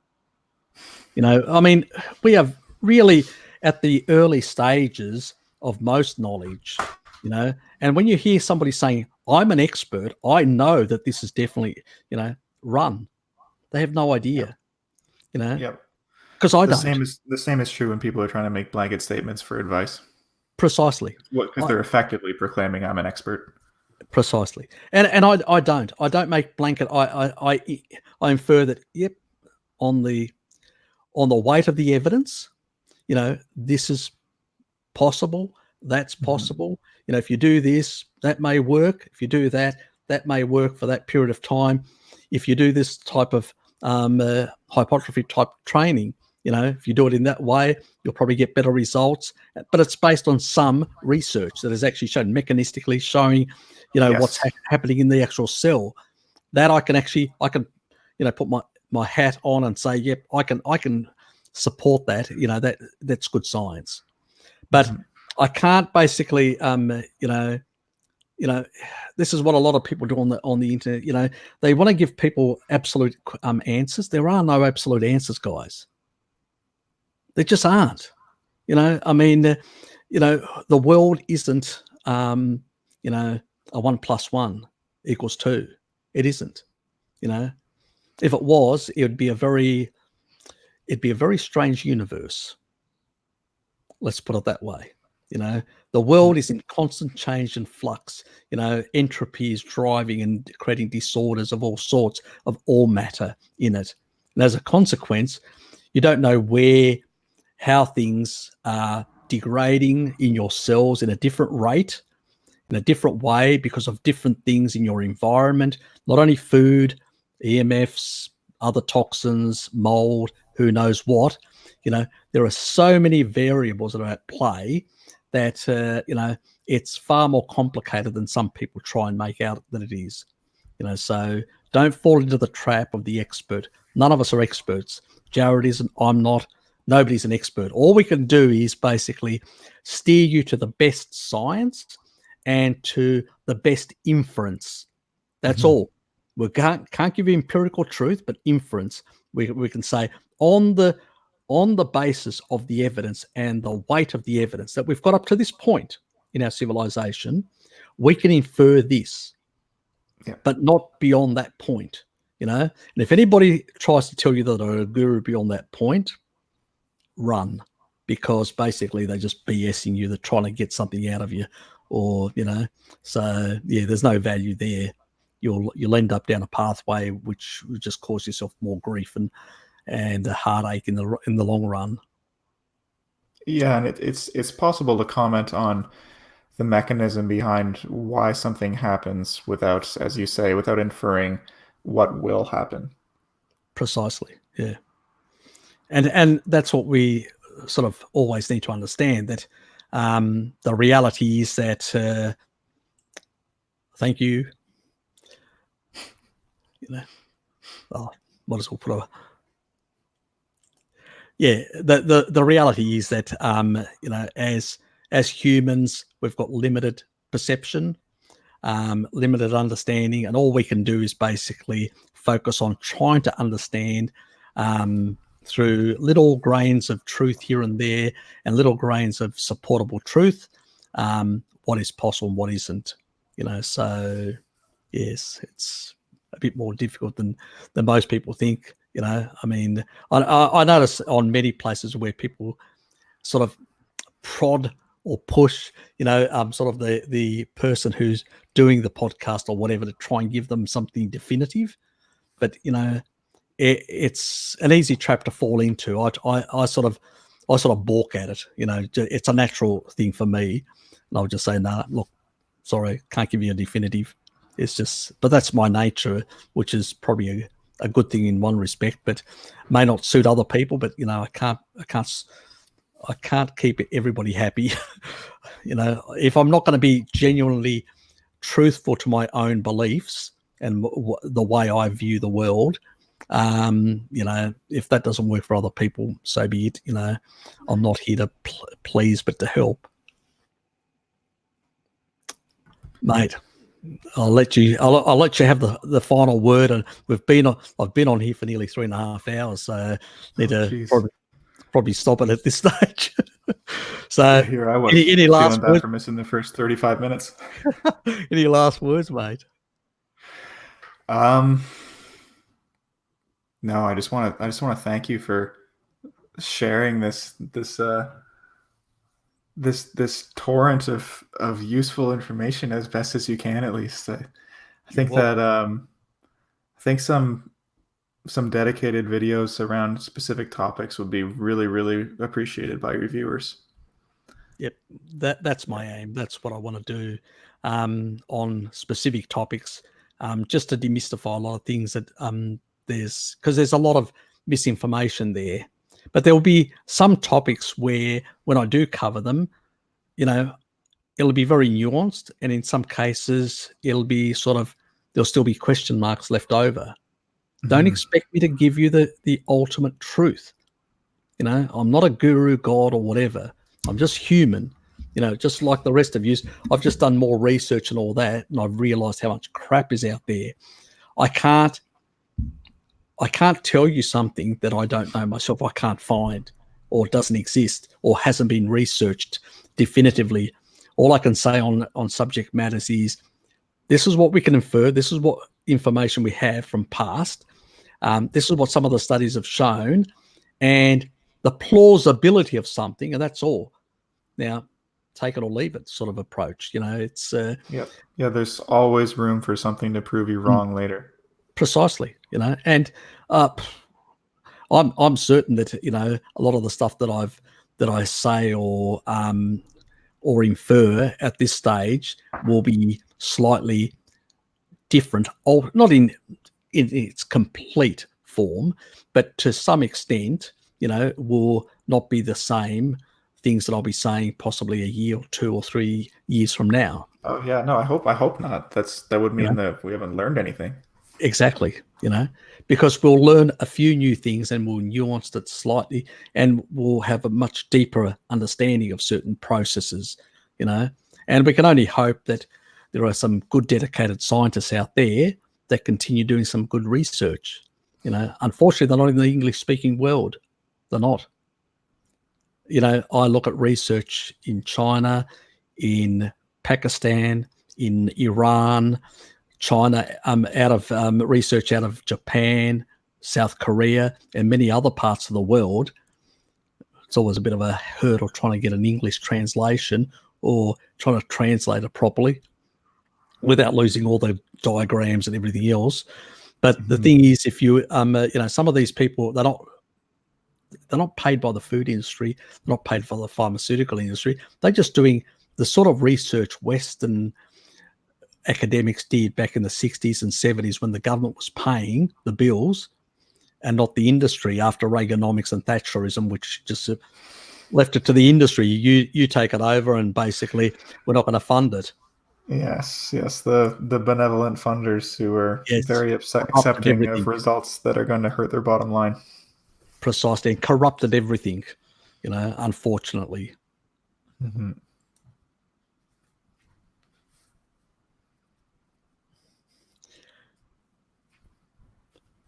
Thank you as well.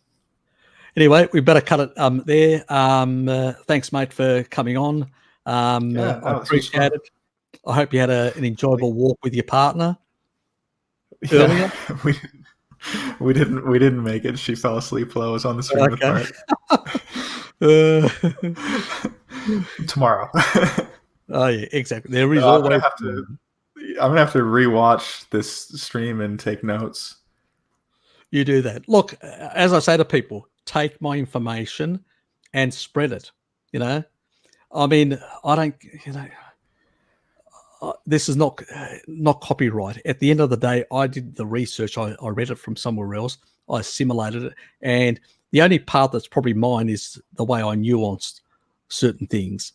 But at the end of the day, I don't care. Just take it, spread it, because at the end of the day, we need some good messages out there.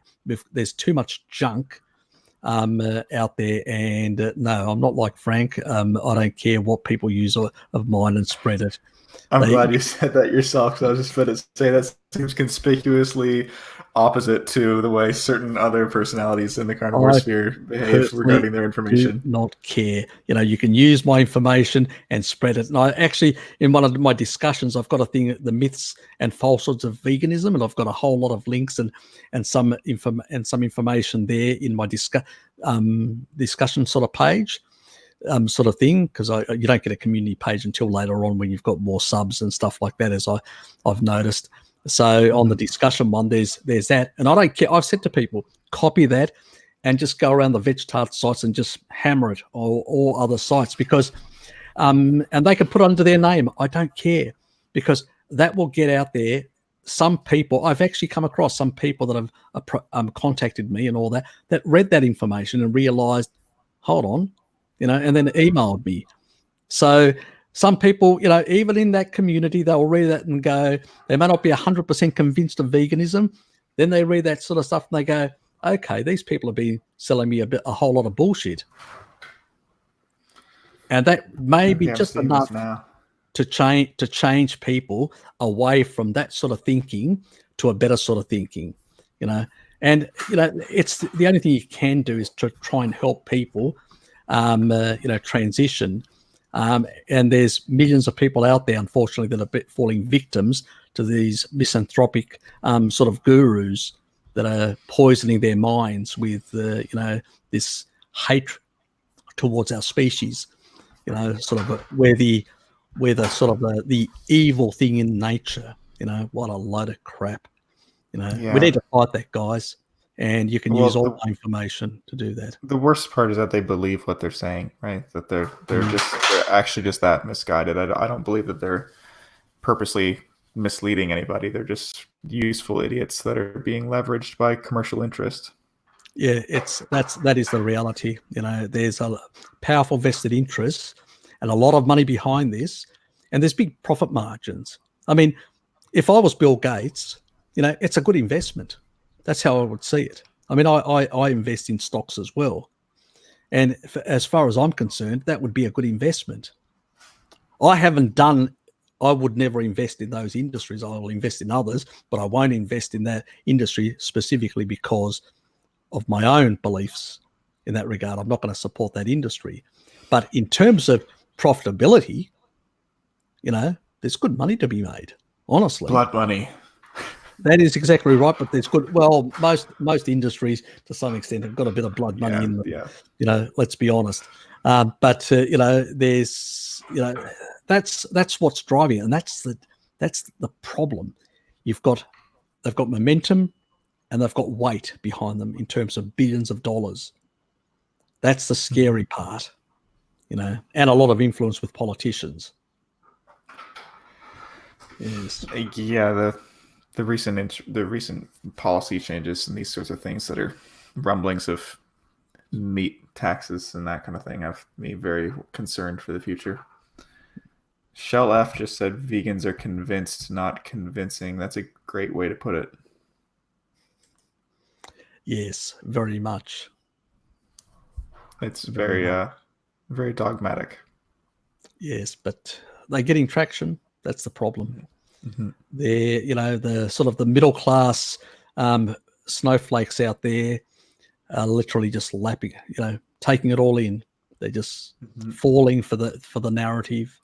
I mean, one of my cousins, God almighty, youngest cousin on my dad's side, the uncle that's the baldness and had the strokes and all that sort of stuff because he eats sugar and crap all the time.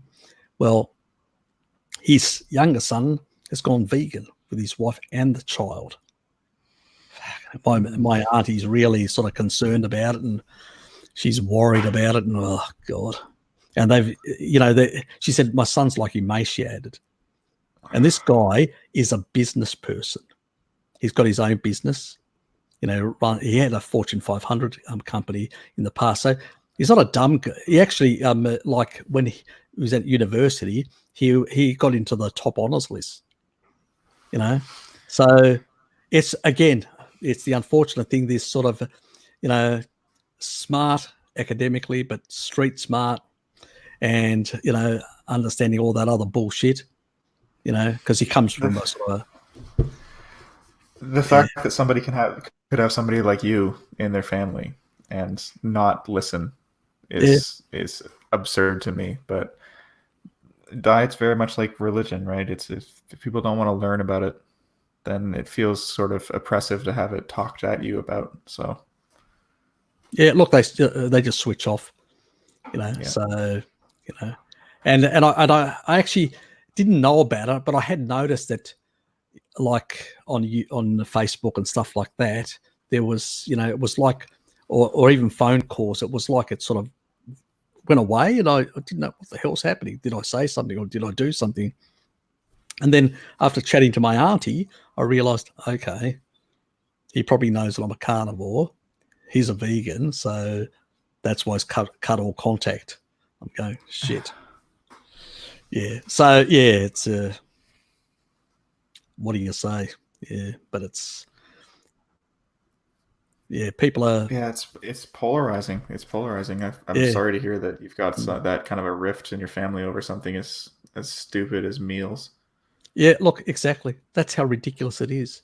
But but if you go, but even a lot of other families. I mean, Tuesdays, she, the anti-vegan, she's similar situation in her family. With friends and people that she knows who, she's sort of reconciled with some of them to some extent. But yeah, there's quite a lot of issues there as well. I've got a sister and a mom who I wish would listen more to my advice at least, but I'm very grateful and maintain the perspective that at least my sister agrees with me that veganism is just not the way to eat, to put it politely. We just laugh at how stupid it is when we're together sometimes. Oh, that's good. I mean, I suspect she's doing a bit of the sad diet to some extent. Yeah, I think she's slowly running up on some issues that might change her stubbornness over time. But yeah, she definitely doesn't see the merits in why I eat the way I do. Yep. I mean, I think I said to Bart quite a while back, that sort of,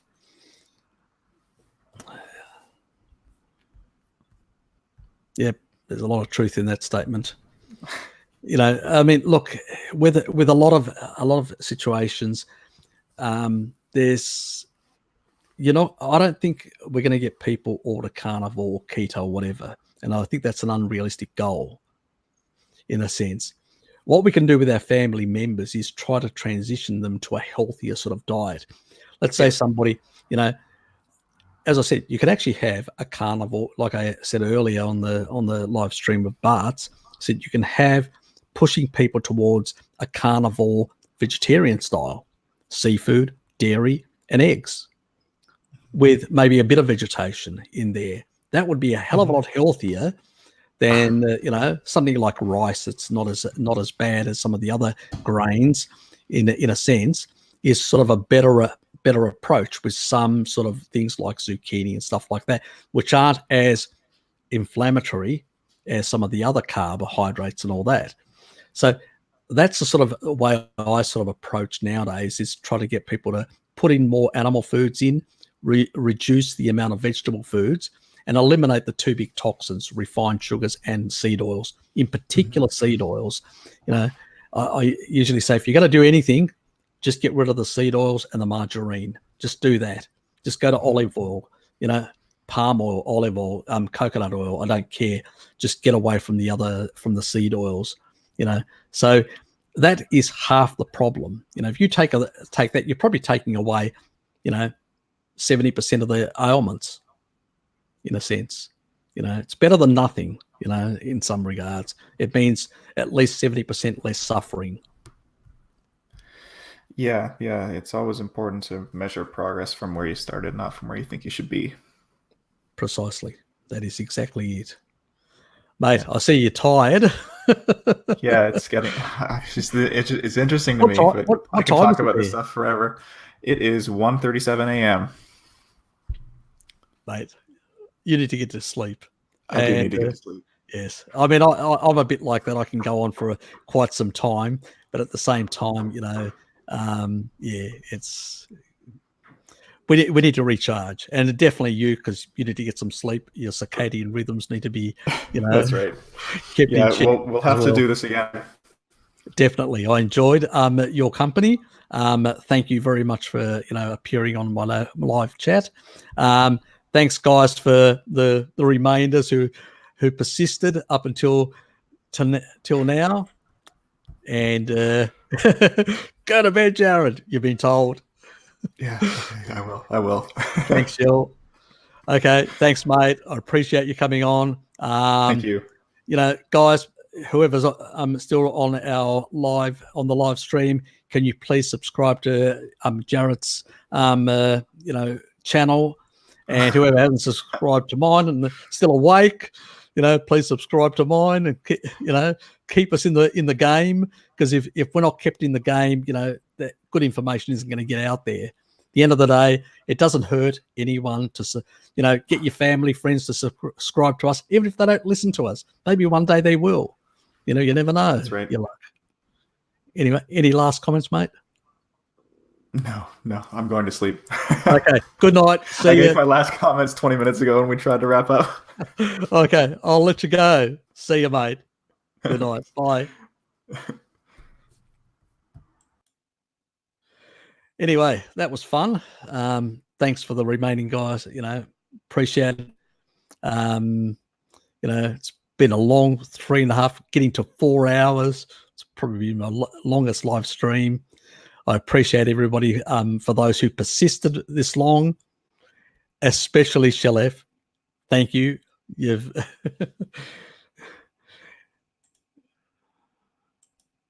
thanks, mate. Good night to you as well.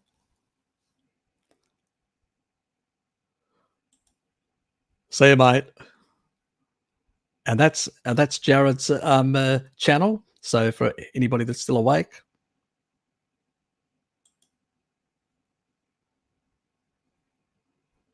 Okay, see you guys. Good night. And whoever's in daytime, have a nice day. Bye.